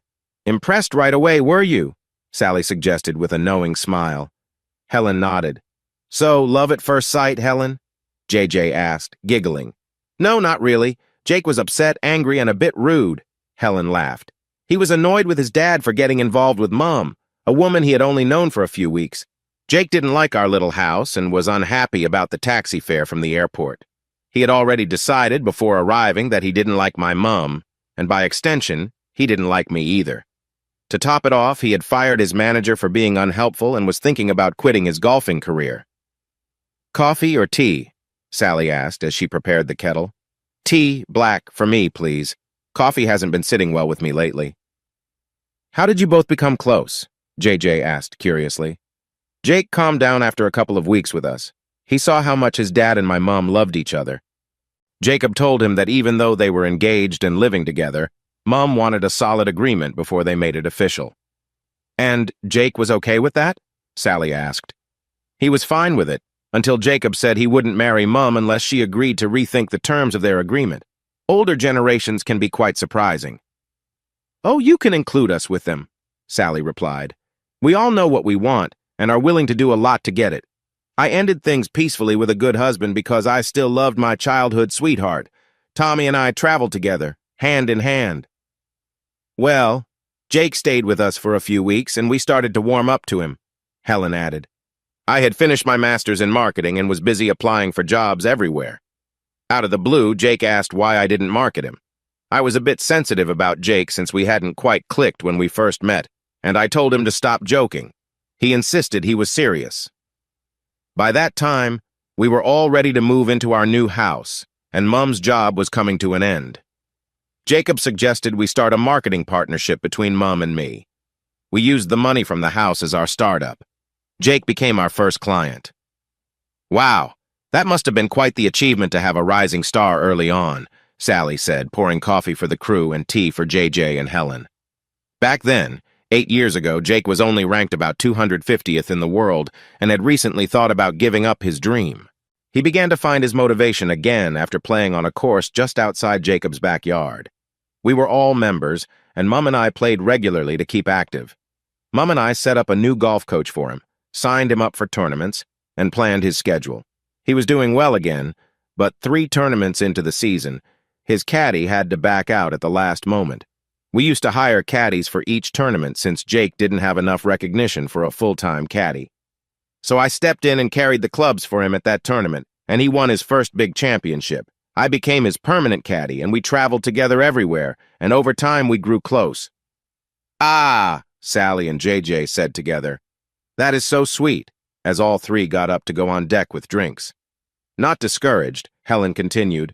Now we are married and starting a family. Jake's ranking has moved up to number 3, and he has a spot in the Ryder Cup. He wants to be number 1 in the world, of course. On deck, they found themselves sailing well off the coast, all the sails up and moving steadily along the shore. Sally secured Helen into a chair in the cockpit to keep her safe. Brick was at the wheel guiding the boat while Tommy was on deck, fixing and tying down lines. Anyway, JJ, Helen said, I've shared my story. Now it's your turn to tell me how Brick became Sir Bart and you became Lady Jennifer. Ah, Brick replied, looking back at them. I think it's my turn, right, JJ? Go ahead, sweetheart, JJ laughed. I've told it so many times that I might be a bit boring now. I could never see you as boring, my love. You are too wonderful for that. JJ gave him a playful nudge and flicked his ear gently with her fingers. Ouch, he cried. You should have been ready for that, she smiled. I suppose I was, he chuckled, but I didn't want to spoil your fun. I can't help but do that little move, JJ said, looking at their friends. It's just too tempting. She playfully flicked his ear again. Anyway, how I became a Knight Commander of the Royal Victorian Order is connected to my job. Just then, Tommy returned to the cockpit, picking up his cup of coffee and thanking Sally with a quick smile, placing a friendly arm around her shoulder. I only caught the end of your talk, Brick, Tommy mentioned. What about your job? I've always wondered what you do in Manhattan. Brick was filling us in, dear, Sally said with a smile, for Helen's benefit, about how they became Sir Brick and Lady JJ. Go ahead, Brick. Don't let me interrupt you. All right, I studied languages and customs from the Far East, hoping to be assigned to China or Japan. Instead, I ended up in Africa, in one of the troubled former French colonies, he started. After a year in Costa Rica, JJ added. Yes, that helped us deal with the heat a bit, Brick continued. But it was an exhausting kind of heat. The 3 main tribes began to get restless, and soon there was a civil war. The embassy set up plans for evacuation, and JJ and I stayed behind to help the last few British citizens. Before we could leave with the final group, the embassy was in danger, and JJ, along with several civilians, was captured.